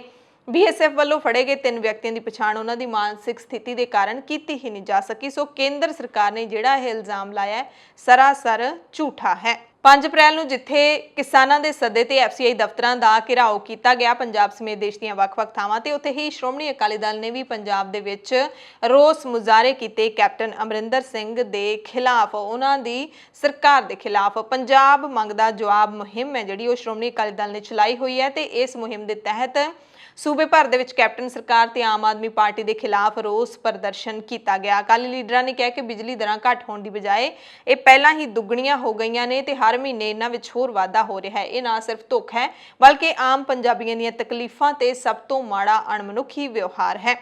ਗੁਰਦਾਸਪੁਰ ਦੇ ਵਿੱਚ ਵੀ ਪੰਜਾਬ ਮੰਗਦਾ ਜਵਾਬ ਦੇ ਤਹਿਤ ਅਕਾਲੀ ਦਲ ਨੇ ਧਰਨਾ ਦਿੱਤਾ, ਜਿੱਥੇ ਜ਼ਿਲ੍ਹਾ ਪ੍ਰਧਾਨ ਗੁਰਬਚਨ ਸਿੰਘ ਬੱਬੇਹਾਲੀ ਦੇ ਵੱਲੋਂ ਡਾਕਖਾਨਾ ਚੌਂਕ ਦੇ ਵਿੱਚ ਆਮ ਆਦਮੀ ਪਾਰਟੀ ਤੇ ਕਾਂਗਰਸ ਸਰਕਾਰ ਦੇ ਖਿਲਾਫ ਨਾਅਰੇਬਾਜ਼ੀ ਕੀਤੀ ਗਈ। ਪੁਲਾਥ ਦੇ ਵਿੱਚ ਵੀ ਪੰਜਾਬ ਮੰਗਦਾ ਜਵਾਬ ਮੁਹਿੰਮ ਦੇ ਤਹਿਤ ਅਕਾਲੀ ਦਲ ਦੇ ਵੱਲੋਂ ਰੈਲੀ ਕੀਤੀ ਗਈ ਤੇ ਇੱਥੇ ਇਸ ਰੈਲੀ ਦੀ ਅਗਵਾਈ ਹੈ ਜਿਹੜੀ ਸ਼੍ਰੋਮਣੀ ਅਕਾਲੀ ਦਲ ਦੇ ਪ੍ਰਧਾਨ ਸੁਖਬੀਰ ਸਿੰਘ ਬਾਦਲ ਤੇ SGPC ਦੀ ਪ੍ਰਧਾਨ ਬੀਬੀ ਜਗੀਰ ਕੌਰ ਦੇ ਵੱਲੋਂ ਕੀਤੀ ਗਈ। ਬੀਬੀ ਜਗੀਰ ਕੌਰ ਇਸ ਹਲਕੇ ਤੋਂ ਵਿਧਾਇਕ ਦੀਆਂ ਚੋਣਾਂ ਲੜ ਚੁੱਕੀ ਹੈ ਤੇ ਇਸ ਹਲਕੇ ਦੇ ਵਿੱਚ ਪਹੁੰਚ ਕੇ ਸੁਖਬੀਰ ਸਿੰਘ ਬਾਦਲ ਨੇ ਹਾਲਾਂਕਿ ਕਿਸੇ ਵੀ ਉਮੀਦਵਾਰ ਦਾ ਐਲਾਨ ਨਹੀਂ ਕੀਤਾ ਹੈ ਜਿਵੇਂ ਕਿ ਉਹ ਹਰ ਵਾਰ ਕਰਦੇ ਨੇ, ਪਰ ਇੱਥੇ ਨਹੀਂ ਕੀਤਾ ਗਿਆ। ਪਰ ਇੱਕ ਦਾਅਵਾ ਉਹਨਾਂ ਨੇ ਕੀਤਾ ਕਿ ਝੂਠ ਦੀ ਬੁਨਿਆਦ ਤੇ ਟਿਕੀ ਪੰਜਾਬ ਦੀ ਕਾਂਗਰਸ ਸਰਕਾਰ ਕੁਝ ਹੀ ਦਿਨਾਂ ਦੀ ਮਹਿਮਾਨ ਹੈ ਤੇ ਇਸ ਰੈਲੀ ਦੇ ਪ੍ਰਬੰਧ ਦੇ ਲਈ ਪਾਰਟੀ ਦੀ ਲੀਡਰਸ਼ਿਪ ਤੇ ਵਰਕਰ ਸਭ ਨੂੰ ਅਕਾਲੀ ਦਲ ਨੇ ਵਧਾਈ ਦਿੱਤੀ। ਸੁਖਬੀਰ ਬਾਦਲ ਨੇ ਕਿਹਾ ਕਿ ਝੂਠੀਆਂ ਸੌਹਾਂ ਖਾ ਕੇ ਝੂਠ ਦੇ ਸਹਾਰੇ ਹੀ ਸਰਕਾਰ ਚਲਾਈ ਗਈ ਹੈ ਤੇ ਹੁਣ 1 ਸਾਲ ਰਹਿ ਗਿਆ, ਵੱਡੇ ਵੱਡੇ ਐਲਾਨ ਕੈਪਟਨ ਸਾਹਿਬ ਕਰ ਰਹੇ ਨੇ, ਪਰ ਹੁਣ ਪੰਜਾਬ ਦੇ ਲੋਕ ਸਰਕਾਰ ਨੂੰ ਚੱਲਦਾ ਕਰਨ ਦੇ ਲਈ ਉਤਾਵਲੇ ਨੇ। ਸੁਖਬੀਰ ਬਾਦਲ ਨੇ ਵੱਡਾ ਦਾਅਵਾ ਕੀਤਾ ਕਿ 2022 ਦੇ ਵਿੱਚ ਮੁੜ ਤੋਂ ਅਕਾਲੀ ਦਲ ਦੀ ਸਰਕਾਰ ਬਣਨ ਜਾ ਰਹੀ ਹੈ। ਤੇ ਜੇ ਮੁੱਖ ਮੰਤਰੀ ਕੈਪਟਨ ਅਮਰਿੰਦਰ ਸਿੰਘ ਦੀ ਗੱਲ ਕਰ ਲਈਏ ਤਾਂ ਉਹਨਾਂ ਨੇ ਜੋ ਅਕਾਲੀਆਂ ਦੇ ਵੱਲੋਂ ਰੋਸ ਪ੍ਰਦਰਸ਼ਨ ਕੀਤੇ ਗਏ 5 ਅਪ੍ਰੈਲ ਨੂੰ ਪੂਰੇ ਪੰਜਾਬ ਦੇ ਵਿੱਚ ਇਹਨਾਂ ਨੂੰ ਡਰਾਮਾ ਕਰਾਰ ਦਿੱਤਾ। ਕੈਪਟਨ ਨੇ ਕਿਹਾ ਕਿ ਅਕਾਲੀ ਦਲ ਵੱਲੋਂ ਗੁਆਚੀ ਸਾਖ ਬਹਾਲ ਕਰਨ ਦੇ ਲਈ ਯੋਜਨਾਬੱਧ ਪ੍ਰਦਰਸ਼ਨਾਂ ਦੇ ਜੋ ਨਾਟਕ ਕੀਤੇ ਜਾ ਰਹੇ ਨੇ ਉਹ ਕਿਸੇ ਕੰਮ ਨਹੀਂ ਆਉਣੇ। ਕੈਪਟਨ ਕਹਿੰਦੇ ਨੇ ਕਿ ਖੇਤੀ ਕਾਨੂੰਨਾਂ ਬਾਰੇ ਅਪਣਾਏ ਦੋਹਰੇ ਮਾਪਦੰਡਾਂ ਦਾ ਭਾਂਡਾ ਫੁੱਟਣ ਕਾਰਨ ਅਕਾਲੀ ਆਪਣਾ ਅਕਸ ਪੂਰੀ ਤਰ੍ਹਾਂ ਖਰਾਬ ਕਰ ਚੁੱਕੇ ਨੇ। ਨੈਤਿਕ ਆਧਾਰ ਗੁਆਉਣ ਤੋਂ ਬਾਅਦ ਅਕਾਲੀ ਹੁਣ ਸੂਬੇ ਦੇ ਵਿੱਚ ਆਉਂਦੀਆਂ ਵਿਧਾਨ ਸਭਾ ਚੋਣਾਂ ਤੋਂ ਪਹਿਲਾਂ ਲੋਕਾਂ ਦੀਆਂ ਨਜ਼ਰਾਂ ਵਿੱਚ ਚੰਗਾ ਬਣਨ ਦੀ ਪੂਰੀ ਕੋਸ਼ਿਸ਼ ਕਰ ਰਹੇ ਨੇ। ਵੱਧ ਬਿਜਲੀ ਦਰਾਂ, ਤੇਲ ਉੱਤੇ ਵੱਧ ਟੈਕਸ ਅਤੇ ਅਮਨ ਕਾਨੂੰਨ ਦੀ ਹਾਲਾਤ ਬਾਰੇ ਅਕਾਲੀਆਂ ਦੇ ਦਾਅਵਿਆਂ ਨੂੰ ਕੈਪਟਨ ਨੇ ਹਾਸੋਹੀਣਾ ਕਰਾਰ ਦਿੱਤਾ। ਉਹਨਾਂ ਕਿਹਾ ਕਿ ਅਕਾਲੀ ਦਲ ਹੀ ਹੈ ਜਿਸ ਨੇ ਭਾਰਤੀ ਜਨਤਾ ਪਾਰਟੀ ਦੀ ਸਾਂਝ ਨਾਲ ਆਪਣੇ 10 ਸਾਲਾਂ ਦੇ ਰਾਜ ਦੌਰਾਨ ਪੰਜਾਬ ਨੂੰ ਅਜਿਹੇ ਹਾਲਾਤ ਵਿੱਚ ਧੱਕ ਦਿੱਤਾ ਜਿਸ ਨੂੰ ਪੰਜਾਬੀ ਕਦੇ ਨਹੀਂ ਭੁੱਲ ਸਕਦੇ। ਕੈਪਟਨ ਨੇ ਕਿਹਾ ਕਿ ਸ਼੍ਰੋਮਣੀ ਅਕਾਲੀ ਦਲ ਇਸ ਫਰੇਬ ਵਾਲੀ ਸਿਆਸੀ ਦੂਸ਼ਣਬਾਜ਼ੀ ਰਾਹੀਂ ਪੰਜਾਬ 'ਚ ਮੁੜ ਆਪਣੀ ਸਿਆਸੀ ਧਰਾਤਲ ਲੱਭਣ ਦੇ ਕੋਝੇ ਯਤਨ ਕਰ ਰਿਹਾ ਹੈ, ਪਰ ਪੰਜਾਬ ਦੇ ਲੋਕ ਅਕਾਲੀਆਂ ਨੂੰ ਮੂੰਹ ਨਹੀਂ ਲਾਉਣਗੇ ਕਿਉਂਕਿ ਪੰਜਾਬੀਆਂ ਨੇ ਅਕਾਲੀ ਬੀਜੇਪੀ ਹਾਕਮਾਂ ਦੇ ਸ਼ਾਸਨ ਨੂੰ ਨਾ ਤਾਂ ਭੁਲਾਇਆ ਤੇ ਨਾ ਹੀ ਅਕਾਲੀਆਂ ਨੂੰ ਮਾਫ ਕੀਤਾ। ਲੋਕਾਂ ਨੇ ਅਕਾਲੀਆਂ ਦੇ ਰਾਜ ਨੂੰ 10 ਸਾਲ ਭੁਗਤਿਆ ਤੇ ਹੁਣ ਉਹਨਾਂ ਨੇ ਇਹਨਾਂ ਦੇ ਦੋਗਲੇ ਚਿਹਰੇ ਨੂੰ ਪਛਾਣ ਲਿਆ ਤੇ ਲੋਕ ਅਕਾਲੀਆਂ ਦੇ ਝਾਂਸੇ ਵਿੱਚ ਨਹੀਂ ਆਉਣਗੇ। ਸੋ ਜਿਹੜੀਆਂ 2022 ਦੀਆਂ ਵਿਧਾਨ ਸਭਾ ਚੋਣਾਂ ਨੇ ਉਹਨਾਂ ਨੂੰ ਲੈ ਕੇ ਦੂਸ਼ਣਬਾਜ਼ੀਆਂ ਨੇ ਜਿਹੜੀਆਂ ਉਹ ਸ਼ੁਰੂ ਵੀ ਹੋ ਗਈਆਂ ਨੇ। ਬਿਆਨ ਜਿਹੜੇ ਹੈਗੇ ਨੇ ਉਹਨਾਂ ਦੇ ਉੱਤੇ ਉਲਟੇ ਬਿਆਨ ਸਾਰੀਆਂ ਪਾਰਟੀਆਂ ਦੇ ਸ਼ੁਰੂ ਹੋ ਚੁੱਕੇ ਨੇ ਤੇ ਹੁਣ ਹਰ ਕੋਈ ਆਪਣੀ ਜਿਹੜੀ ਸਿਆਸੀ ਪਛਾਣ ਲੋਕਾਂ ਦੇ ਦਿਲਾਂ ਦੇ ਵਿੱਚ ਛੱਡਣ ਦੀ ਪੂਰੀ ਕੋਸ਼ਿਸ਼ ਕਰ ਰਿਹਾ ਹੈ ਤਾਂ ਕਿ 2022 ਦੇ ਵਿੱਚ ਅਕਾਲੀਆਂ ਨੂੰ ਲੱਗਦਾ ਉਹਨਾਂ ਦੀ ਸਰਕਾਰ ਬਣੂ, ਕਾਂਗਰਸ ਨੂੰ ਲੱਗਦਾ ਕਾਂਗਰਸ ਦੀ ਸਰਕਾਰ ਰਿਪੀਟ ਹੋਊ ਤੇ ਆਮ ਆਦਮੀ ਪਾਰਟੀ ਵੀ ਕਿਤੇ ਨਾ ਕਿਤੇ ਇਸ ਕਸ਼ਮਕਸ਼ ਦੇ ਵਿੱਚ ਉਲਝੀ ਹੋਈ ਹੈ ਕਿ ਉਹਨਾਂ ਨੂੰ ਕੋਈ ਚੰਗਾ ਲੀਡਰ ਪੰਜਾਬ ਦੇ ਵਿੱਚੋਂ ਮਿਲ ਜਾਵੇ, ਸੀਐਮ ਕੈਂਡੀਡੇਟ ਮਿਲ ਜਾਵੇ ਤੇ ਉਹ ਪੰਜਾਬ ਦੇ ਵਿੱਚ ਸਰਕਾਰ ਬਣਾਉਣ ਦੇ ਯੋਗ ਹੋ ਜਾਣ, ਪਰ ਲੋਕ ਜਾਣਦੇ ਨੇ ਕਿ ਉਹਨਾਂ ਨੇ ਕਿਹੜੀ ਸਰਕਾਰ ਚੁਣਨੀ ਹੈ। ਸ਼੍ਰੋਮਣੀ ਗੁਰਦੁਆਰਾ ਪ੍ਰਬੰਧਕ ਕਮੇਟੀ ਤੇ ਵੱਡੇ ਇਲਜ਼ਾਮ ਲੱਗੇ ਨੇ। ਚੰਡੀਗੜ੍ਹ ਦੇ ਕੇਂਦਰੀ ਸ੍ਰੀ ਗੁਰੂ ਸਿੰਘ ਸਭਾ ਦੇ ਵਿੱਚ ਅਕਾਲ ਯੂਥ ਨੇ ਇੱਕ ਪ੍ਰੈਸ ਕਾਨਫਰੰਸ ਕੀਤੀ ਤੇ ਵੱਡਾ ਐਲਾਨ ਕੀਤਾ ਹੈ ਕਿ 10 ਅਪ੍ਰੈਲ ਨੂੰ ਐਸਜੀਪੀਸੀ ਦੇ ਮੁੱਖ ਦਫ਼ਤਰ ਦਾ ਬਹੁਤ ਵੱਡੀ ਗਿਣਤੀ ਦੇ ਵਿੱਚ ਸੰਗਤ ਦੇ ਨਾਲ ਘਿਰਾਓ ਕੀਤਾ ਜਾਏਗਾ। ਇੱਥੇ ਅਕਾਲ ਯੂਥ ਦੇ ਵੱਲੋਂ ਬਾਪੂ ਗੁਰਬਚਨ ਸਿੰਘ ਦੀ ਅਗਵਾਈ ਦੇ ਵਿੱਚ ਪ੍ਰੈਸ ਕਾਨਫਰੰਸ ਕੀਤੀ ਗਈ ਅਤੇ ਭਾਈ ਜਸਵਿੰਦਰ ਸਿੰਘ ਰਾਜਪੁਰਾ ਤੇ ਸਤਵੰਤ ਸਿੰਘ ਖਾਲਸਾ ਨੇ ਪੱਤਰਕਾਰਾਂ ਨੂੰ ਜਾਣਕਾਰੀ ਦਿੱਤੀ ਕਿ ਸ਼੍ਰੋਮਣੀ ਗੁਰਦੁਆਰਾ ਪ੍ਰਬੰਧਕ ਕਮੇਟੀ ਨੇ ਸਾਹਿਬਜ਼ਾਦਾ ਅਜੀਤ ਸਿੰਘ ਨਗਰ ਮੋਹਾਲੀ ਦੇ ਇਤਿਹਾਸਿਕ ਗੁਰਦੁਆਰਾ ਅੰਬ ਸਾਹਿਬ ਦੀ ਸੈਣੀ ਮਾਜਰਾ ਨੇੜੇ ਏਅਰਪੋਰਟ ਰੋਡ ਤੇ ਬਹੁ ਕਰੋੜੀ ਜ਼ਮੀਨ ਹੈ ਉਸ ਨੂੰ ਕੌਡੀਆਂ ਦੇ ਭਾਅ ਵੇਚ ਦਿੱਤਾ ਹੈ। ਬਹੁਤ ਮੰਦਭਾਗੀ ਗੱਲ ਹੈ ਕਿ ਗੁਰੂ ਘਰ ਦੀਆਂ ਜ਼ਮੀਨਾਂ ਨੂੰ ਆਪਣੇ ਨਿੱਜੀ ਮੁਫਾਦਾਂ ਦੇ ਲਈ ਵੇਚਿਆ ਜਾ ਰਿਹਾ ਹੈ। ਉਹਨਾਂ ਨੇ ਦੱਸਿਆ ਕਿ 23 ਕਿੱਲੇ ਜ਼ਮੀਨ ਹੈ ਜਿਹੜੀ ਉਹ ਸੈਣੀ ਮਾਜਰਾ ਦੇ ਵਿੱਚ ਇੱਕ ਬੀਬੀ ਨੇ ਦਾਨ ਕੀਤੀ ਸੀ ਤਾਂ ਕਿ ਐਸਜੀਪੀਸੀ ਦੇ ਵੱਲੋਂ ਇਸ ਜ਼ਮੀਨ ਦੇ ਉੱਤੇ ਕੋਈ ਸਰਾਂ ਬਣਾਈ ਜਾਵੇ। ਜਿਹੜੇ ਇੱਥੇ ਮਰੀਜ਼ ਆਉਂਦੇ ਨੇ ਕਿਉਂਕਿ ਵੱਡੇ ਹਸਪਤਾਲ ਨੇ, ਫੋਰਟਿਸ ਹਸਪਤਾਲ ਹੈ ਜਾਂ ਪੀਜੀਆਈ ਹੈ, ਜਿਹੜੇ ਇੱਥੇ ਮਰੀਜ਼ ਆਉਂਦੇ ਨੇ ਉਹਨਾਂ ਦੇ ਜਿਹੜੇ ਪਰਿਵਾਰ ਨੇ ਉਹ ਇਸ ਸਰਾਂ ਦੇ ਵਿੱਚ ਰੁਕ ਸਕਣ ਜਾਂ ਇੱਥੇ ਕੋਈ ਹਸਪਤਾਲ ਬਣਾ ਦਿਓ ਜਾਂ ਫਿਰ ਕੋਈ ਸਕੂਲ ਉਸਾਰ ਦਿਓ। ਇਸ ਕਰਕੇ 23 ਕਿੱਲੇ ਜ਼ਮੀਨ ਹੈ ਜਿਹੜੀ ਉਹ ਸੈਣੀ ਮਾਜਰਾ ਦੇ ਵਿੱਚ ਦਿੱਤੀ ਸੀ, ਜਿਹੜੀ ਹੁਣ ਏਅਰਪੋਰਟ ਰੋਡ ਤੇ ਆਉਂਦੀ ਹੈ, ਐਰੋ ਸਿਟੀ ਦੇ ਵਿੱਚ ਆਉਂਦੀ ਹੈ। ਪਰ ਉਹ ਜ਼ਮੀਨ ਹੈ ਜਿਹੜੀ ਉਹ ਐਸਜੀਪੀਸੀ ਨੇ 2012 ਤੇ 13 ਦਰਮਿਆਨ 12.5 ਜਾਂ 13 ਕਿੱਲੇ ਜ਼ਮੀਨ ਉਹਦੇ ਵਿੱਚੋਂ 23 ਕਿੱਲਿਆਂ ਦੇ ਵਿੱਚੋਂ 19 ਕਰੋੜ 36 ਲੱਖ ਰੁਪਏ ਦੇ ਵਿੱਚ ਵੇਚ ਦਿੱਤੀ ਸੀ, ਪਰ ਇਸ ਦੀ ਕੀਮਤ 66 ਕਰੋੜ ਰੁਪਏ ਬਣਦੀ ਹੈ। ਕਹਿੰਦੇ ਉਸ ਦੇ ਬਦਲੇ ਦੇ ਵਿੱਚ ਐਸਜੀਪੀਸੀ ਨੇ ਮਲੇਰਕੋਟਲਾ ਵਿੱਚ 14 ਕਰੋੜ ਰੁਪਏ ਦੀ ਜ਼ਮੀਨ ਖਰੀਦੀ ਸੀ, ਪਰ ਉਸ 14 ਕਰੋੜ ਦੀ ਜ਼ਮੀਨ ਦੀ ਕੀਮਤ ਹੁਣ ਸਿਰਫ 9 ਕਰੋੜ ਰੁਪਏ ਰਹਿ ਗਈ ਹੈ, ਜਦਕਿ ਜਿਹੜੀ 19 ਕਰੋੜ 36 ਲੱਖ 'ਚ ਵੇਚੀ ਸੀ ਉਹਦੀ ਕੀਮਤ 66 ਕਰੋੜ ਰੁਪਏ ਹੈ। ਉਹਨਾਂ ਇਲਜ਼ਾਮ ਲਾਇਆ ਕਿ ਹਿਸਾਬ ਲਾਇਆ ਜਾ ਸਕਦਾ ਹੈ ਇਸ ਤੋਂ ਹੀ ਕਿ ਐਸਜੀਪੀਸੀ ਨੇ ਬਾਦਲ ਪਰਿਵਾਰ ਦੇ ਇਸ਼ਾਰੇ ਤੇ ਗੁਰਦੁਆਰਾ ਸਾਹਿਬ ਨੂੰ ਕਰੋੜਾਂ ਰੁਪਏ ਦਾ ਘਾਟਾ ਪਵਾਇਆ ਤੇ ਗੁਰੂ ਘਰ ਦੀ ਗੋਲਕ ਹੈ ਜਿਹੜੀ ਉਹ ਲੁੱਟੀ ਜਾ ਰਹੀ ਹੈ। ਉਹਨਾਂ ਦੱਸਿਆ ਕਿ ਕੁਝ ਦਿਨ ਪਹਿਲਾਂ ਸ਼੍ਰੋਮਣੀ ਕਮੇਟੀ ਨੇ 912 ਕਰੋੜ 59 ਲੱਖ ਰੁਪਏ ਦਾ ਬਜਟ ਪਾਸ ਕੀਤਾ ਸੀ, ਜਿਹੜਾ ਕਿ 40 ਕਰੋੜ 66 ਲੱਖ ਦੇ ਘਾਟੇ ਵਾਲਾ ਬਜਟ ਸੀ ਤੇ ਇਸ ਸਿੱਖ ਇਤਿਹਾਸ ਦੇ ਵਿੱਚ ਪਹਿਲੀ ਵਾਰੀ ਹੋਇਆ ਕਿ ਗੁਰੂ ਕੀ ਗੋਲਕ ਨੂੰ ਇੰਨਾ ਘਾਟਾ ਪਿਆ ਹੋਵੇ। ਸੋ ਨਾਲ ਹੀ ਉਹਨਾਂ ਨੇ ਸ਼੍ਰੀ ਗੁਰੂ ਗ੍ਰੰਥ ਸਾਹਿਬ ਜੀ ਦੇ ਲਾਪਤਾ ਪਾਵਨ ਸਰੂਪਾਂ ਦਾ ਮਸਲਾ ਵੀ ਚੁੱਕਿਆ। ਕੀ ਕੁਝ ਉਹਨਾਂ ਦਾ ਕਹਿਣਾ ਹੈ, ਉਹਨਾਂ ਨੇ ਇਹ ਵੀ ਕਿਹਾ ਕਿ ਅਸੀਂ ਜਲਦ ਹੀ ਪੁੱਡਾ ਤੇ ਗਮਾਡਾ ਦੇ ਸੰਬੰਧਿਤ ਮੰਤਰੀ ਸੁਖਬਿੰਦਰ ਸਿੰਘ ਸੁਖ ਸਰਕਾਰੀਆ ਦੇ ਨਾਲ ਮੁਲਾਕਾਤ ਕਰਾਂਗੇ ਤਾਂ ਕਿ ਗੁਰਦੁਆਰਾ ਸਾਹਿਬ ਦੀ ਜ਼ਮੀਨ ਨੂੰ ਵੇਚਣ ਤੋਂ ਰੋਕਿਆ ਜਾ ਸਕੇ ਤੇ 10 ਅਪ੍ਰੈਲ ਨੂੰ ਐਸਜੀਪੀਸੀ ਦੇ ਮੁੱਖ ਦਫ਼ਤਰ ਦੇ ਬਾਹਰ ਵੱਡਾ ਧਰਨਾ ਪ੍ਰਦਰਸ਼ਨ ਕੀਤਾ ਜਾਏਗਾ ਤਾਂ ਕਿ ਐਸਜੀਪੀਸੀ ਦੇ ਕੰਨ ਖੁੱਲ ਸਕਣ। ਕੀ ਕੁਝ ਕਿਹਾ ਉਹਨਾਂ ਨੇ ਤੁਹਾਨੂੰ ਸੁਣਾ ਵੀ ਦਿੰਨੇ ਆ। ਗੁਰਦੁਆਰਾ ਅੰਬ ਸਾਹਿਬ ਦੇ ਬਾਹਰ ਜਿਹੜਾ ਮੈਨੇਜਰ ਦਾ ਦਫ਼ਤਰ ਹੈ ਸਾਈਡ ਦੇ ਵਿੱਚ, ਉੱਥੇ ਪ੍ਰੋਟੈਸਟ ਕੀਤਾ ਸੀਗਾ। ਪ੍ਰੋਟੈਸਟ ਕਰਨ ਦਾ ਕਾਰਨ ਇਹੀ ਸੀ ਕਿ ਸ਼੍ਰੋਮਣੀ ਗੁਰਦੁਆਰਾ ਪ੍ਰਬੰਧਕ ਕਮੇਟੀ ਵੱਲੋਂ ਗੁਰਦੁਆਰਾ ਅੰਬ ਸਾਹਿਬ ਦੀ ਜਿਹੜੀ ਕਰੋੜਾਂ ਰੁਪਏ ਦੀ ਜ਼ਮੀਨ ਹੈ ਉਹ ਧੋਖੇ ਦੇ ਨਾਲ, ਫਰੇਬ ਦੇ ਨਾਲ ਉਹਨੂੰ ਵੇਚਿਆ ਜਾ ਰਿਹਾ, ਕਿਉਂਕਿ 2012 ਤੇ 13 ਦਰਮਿਆਨ ਵੀ ਜਿਹੜੀ 23 ਕਿੱਲੇ ਜ਼ਮੀਨ ਹੈ ਸੈਣੀ ਮਾਜਰੇ ਜਿਹੜਾ ਇਲਾਕਾ ਪੈਂਦਾ, ਐਰੋ ਸਿਟੀ ਉਹਨੂੰ ਕਹਿੰਦੇ ਨੇ, ਹੁਣ ਏਅਰਪੋਰਟ ਦੇ ਨੇੜੇ ਉਹ ਥਾਂ ਹੈ ਜਿਹੜੀ ਇੱਕ ਬੀਬੀ ਨੇ ਇਸ ਕਰਕੇ ਦਾਨ ਦੇ ਵਿੱਚ ਦਿੱਤੀ ਸੀ ਕਿ ਉੱਥੇ ਗਰੀਬਾਂ ਦੇ ਲਈ ਕੋਈ ਹਸਪਤਾਲ ਬਣਾ ਦਿਓ, ਗਰੀਬ ਬੱਚਿਆਂ ਦੇ ਲਈ, ਸਿੱਖ ਬੱਚਿਆਂ ਦੇ ਲਈ ਕੋਈ ਸਕੂਲ ਬਣਾ ਦਿਓ, ਜਾਂ ਬੜੇ ਲੋਕੀ ਜਿਹੜੇ PGI ਜਿਹੜੇ ਰਹਿੰਦੇ ਇਲਾਜ ਕਰਨ ਲਈ ਲੋਕੀ ਜਾਂਦੇ ਨੇ, ਉਹ ਤਾਂ ਕਿ ਇੱਥੇ ਰਹਿ ਸਕਣ, ਉੱਥੇ ਕੋਈ ਉਹਨਾਂ ਨੂੰ ਕੋਈ ਦਿੱਕਤ ਨਾ ਹੋਵੇ ਕਿਰਾਏ ਦੀ, ਜਾਂ ਕੋਈ ਫ੍ਰੀ ਦੇ ਵਿੱਚ ਰਹਿ ਸਕਣ। ਪਰ ਜਿਹੜੀ ਸ਼੍ਰੋਮਣੀ ਕਮੇਟੀ ਹੈ ਇਹਦੇ ਵੱਲੋਂ 12 ਤੇ 13 ਦਰਮਿਆਨ ਉਹਦੇ ਚੋਂ 11.5 ਤੋਂ 12 ਕਿੱਲੇ ਜਿਹੜੀ ਜ਼ਮੀਨ ਵੇਚੀ ਗਈ ਹੈ। ਉਸ ਨੂੰ ਸੁਣ ਕੇ ਵੀ ਤੁਸੀਂ ਹੈਰਾਨ ਹੋ ਜਾਓਗੇ, ਉਹਦੀ ਕੀਮਤ ਨੂੰ, ਉਹਦੀ ਜਿਹੜੀ ਐਕਚੁਅਲ ਕੀਮਤ ਸੀ 66 ਕਰੋੜ ਰੁਪਏ ਦੀ ਉਹ ਜ਼ਮੀਨ ਬਣਦੀ ਸੀਗੀ ਉਸ ਸਮੇਂ, ਤੇ ਉਹ ਜਿਹੜੀ ਜ਼ਮੀਨ ਹੈ ਸਿਰਫ 19 ਕਰੋੜ ਰੁਪਏ ਦੀ ਵੇਚਦੀ ਹੈ। ਤੇ ਬਦਲੇ 'ਚ ਇਹਨਾਂ ਨੇ ਮਲੇਰਕੋਟਲੇ ਦੇ ਲਾਗੇ ਜ਼ਮੀਨ ਲਈ ਹੈ ਸ਼੍ਰੋਮਣੀ ਕਮੇਟੀ ਨੇ 2013 ਦੇ ਵਿੱਚ ਹੀ ਸਿਰਫ 14 ਕਰੋੜ ਦੀ। ਉਹਦੀ ਅੱਜ ਜਿਹੜੀ ਕੀਮਤ ਰਹਿ ਗਈ ਹੈ ਸਿਰਫ 9 ਕਰੋੜ। ਕਿੱਥੇ ਅੱਜ ਜਿਹੜੀ ਕੀਮਤ ਹੈ, ਜਿਹੜੀ ਜ਼ਮੀਨ ਵੇਚੀ ਹੈ ਇਹਨਾਂ ਨੇ 19 ਕਰੋੜ 65 ਲੱਖ ਦੀ, ਉਹਦੀ ਅੱਜ ਕੀਮਤ ਹੈ 66 ਕਰੋੜ। ਤੇ ਅੱਜ ਮਲੇਰਕੋਟਲੇ ਵਾਲੀ ਜ਼ਮੀਨ ਹੈ 14 ਕਰੋੜ ਦੀ, ਉਹਦੀ ਕੀਮਤ ਰਹਿ ਗਈ ਹੈ ਸਿਰਫ 9 ਕਰੋੜ। ਤੁਸੀਂ ਦੇਖੋ ਕਿ ਇੰਨਾ ਵੱਡਾ ਘਾਟਾ ਜਿਹੜਾ ਗੁਰੂ ਦੀ ਗੋਲਕ ਨੂੰ ਪਾਇਆ ਜਾ ਰਿਹਾ, ਗੁਰੂ ਦੀ ਗੋਲਕ ਦੀ ਲੁੱਟ ਖਸੁੱਟ ਕੀਤੀ ਜਾ ਰਹੀ ਹੈ, ਉਹਦਾ ਕੋਈ ਇਹਨਾਂ ਕੋਲੇ ਜਵਾਬ ਨਹੀਂ, ਕੋਈ ਇਹਨਾਂ ਲੋਕਾਂ ਦੇ ਕੋਲੇ ਹਿਸਾਬ ਨਹੀਂ ਕਿ ਜਿਹੜਾ ਗੁਰੂ ਘਰ ਦਾ ਜਿਹੜਾ ਪੈਸਾ ਉਹ ਕਿੱਥੇ ਜਾ ਰਿਹਾ। ਮਲੋਟ ਦੇ ਵਿੱਚ ਪਿਛਲੇ ਦਿਨੀ ਬੀਜੇਪੀ ਵਿਧਾਇਕ ਅਰੁਣ ਨਾਰੰਗ ਦੇ ਨਾਲ ਕਿਸਾਨਾਂ ਨੇ ਖਿੱਚਤੋਂ ਕੀਤੀ ਸੀ। ਉਸ ਮਾਮਲੇ ਦੇ ਵਿੱਚ ਪੁਲਿਸ ਨੇ ਕਿਸਾਨ ਲੱਖਾ ਸ਼ਰਮਾ ਦੇ ਖਿਲਾਫ ਧਾਰਾ 307 ਤਹਿਤ ਮਾਮਲਾ ਦਰਜ ਕੀਤਾ ਸੀ। ਹਾਲੇ ਤੱਕ ਪੁਲਿਸ ਗ੍ਰਿਫਤਾਰ ਨਹੀਂ ਕਰ ਸਕੀ ਸੀ ਤੇ ਹੁਣ ਲੱਖਾ ਸ਼ਰਮਾ ਨੇ ਵੀਡੀਓ ਮੈਸੇਜ ਭੇਜ ਕੇ ਐਲਾਨ ਕੀਤਾ।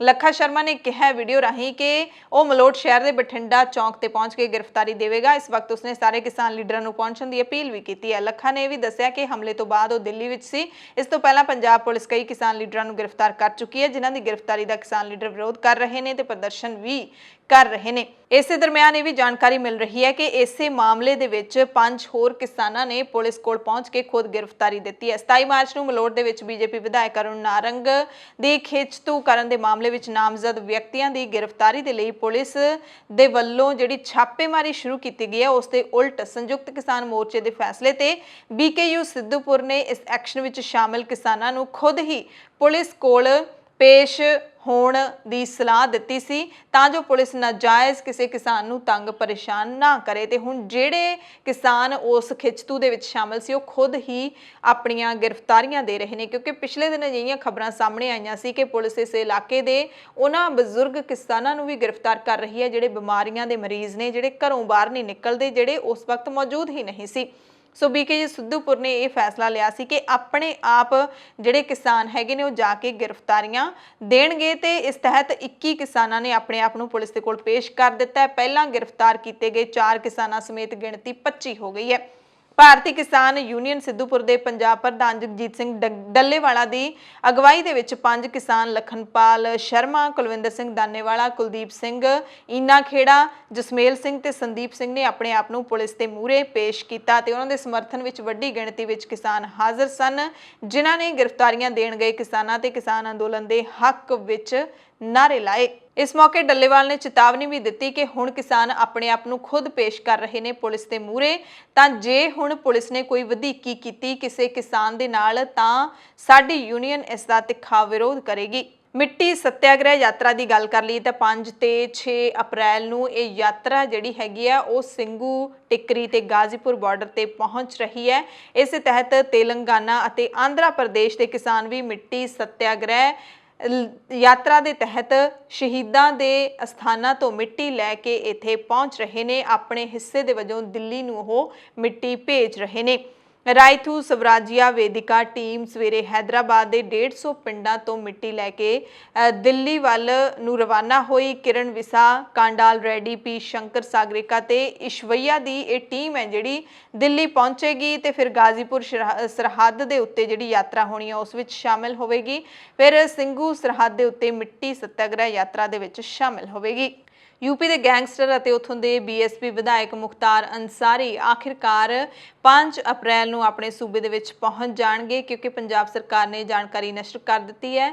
ਖਾਸ ਕਰਕੇ ਗ੍ਰਹਿ ਮੰਤਰਾਲੇ ਨੇ ਇਹ ਜਿਹੜੀ ਜਾਣਕਾਰੀ ਹੈ ਜਿਹੜੀ ਉਹ ਦੇ ਦਿੱਤੀ ਹੈ ਕਿ ਮੁਖਤਾਰ ਅੰਸਾਰੀ ਨੂੰ 5 ਅਪ੍ਰੈਲ ਨੂੰ UP ਭੇਜਿਆ ਜਾ ਰਿਹਾ ਹੈ। ਇਸੇ ਦਰਮਿਆਨ ਇਹ ਵੀ ਜਾਣਕਾਰੀ ਮਿਲ ਰਹੀ ਹੈ ਕਿ ਯੂਪੀ ਨੰਬਰ ਦੀ ਐਂਬੂਲੈਂਸ ਜਿਸ ਦੇ ਵਿੱਚ ਪੰਜਾਬ ਪੁਲਿਸ ਨੇ ਮੋਹਾਲੀ ਦੀ ਅਦਾਲਤ ਵਿੱਚ ਮੁਖਤਾਰ ਅੰਸਾਰੀ ਨੂੰ ਪੇਸ਼ ਕੀਤਾ ਸੀ, ਉਹ ਐਤਵਾਰ ਰਾਤ ਨੂੰ ਰੂਪਨਗਰ ਜ਼ਿਲ੍ਹੇ ਦੇ ਵਿੱਚ ਚੰਡੀਗੜ੍ਹ ਨੰਗਲ ਹਾਈਵੇ ਦੇ ਉੱਤੇ ਸੜਕ ਕਿਨਾਰੇ ਇੱਕ ਢਾਬੇ ਤੇ ਲਾਵਾਰਿਸ ਹਾਲਤ ਵਿੱਚ ਮਿਲੀ। ਐਂਬੂਲੈਂਸ ਤੇ ਜਾਲੀ ਦਸਤਾਵੇਜ਼ਾਂ ਦੇ ਮਾਮਲੇ ਵਿੱਚ ਉੱਤਰ ਪ੍ਰਦੇਸ਼ ਦੇ ਵਿੱਚ FIR ਦਰਜ ਹੈ। ਵਿਦਿਆਰਥੀਆਂ ਦੇ ਨਾਲ ਜੁੜੀ ਅਹਿਮ ਖਬਰ ਹੈ। CBSE ਬੋਰਡ ਨੇ 10ਵੀਂ ਤੇ 12ਵੀਂ ਜਮਾਤ ਦੀ ਬੋਰਡ ਪ੍ਰੀਖਿਆ ਦੇ ਲਈ ਟਾਈਮ ਟੇਬਲ ਜਾਰੀ ਕਰ ਦਿੱਤਾ ਹੈ। CBSE ਦੀਆਂ ਬੋਰਡ ਪ੍ਰੀਖਿਆਵਾਂ 4 ਮਈ 2021 ਤੋਂ ਹੀ ਹੋਣਗੀਆਂ। ਜਿਵੇਂ 10ਵੀਂ ਅਤੇ 12ਵੀਂ ਦੀਆਂ ਕਲਾਸਾਂ ਦੇ ਵੱਖ-ਵੱਖ ਵਿਸ਼ਿਆਂ ਦੇ ਲਈ ਹੋਣ ਵਾਲੀਆਂ ਪ੍ਰੀਖਿਆਵਾਂ ਦੀਆਂ ਤਰੀਕਾਂ ਨੇੜੇ ਆਉਂਦੀਆਂ ਜਾ ਰਹੀਆਂ ਨੇ, ਉਵੇਂ ਅਫਵਾਹਾਂ ਵੀ ਵੱਧਦੀਆਂ ਜਾ ਰਹੀਆਂ ਨੇ।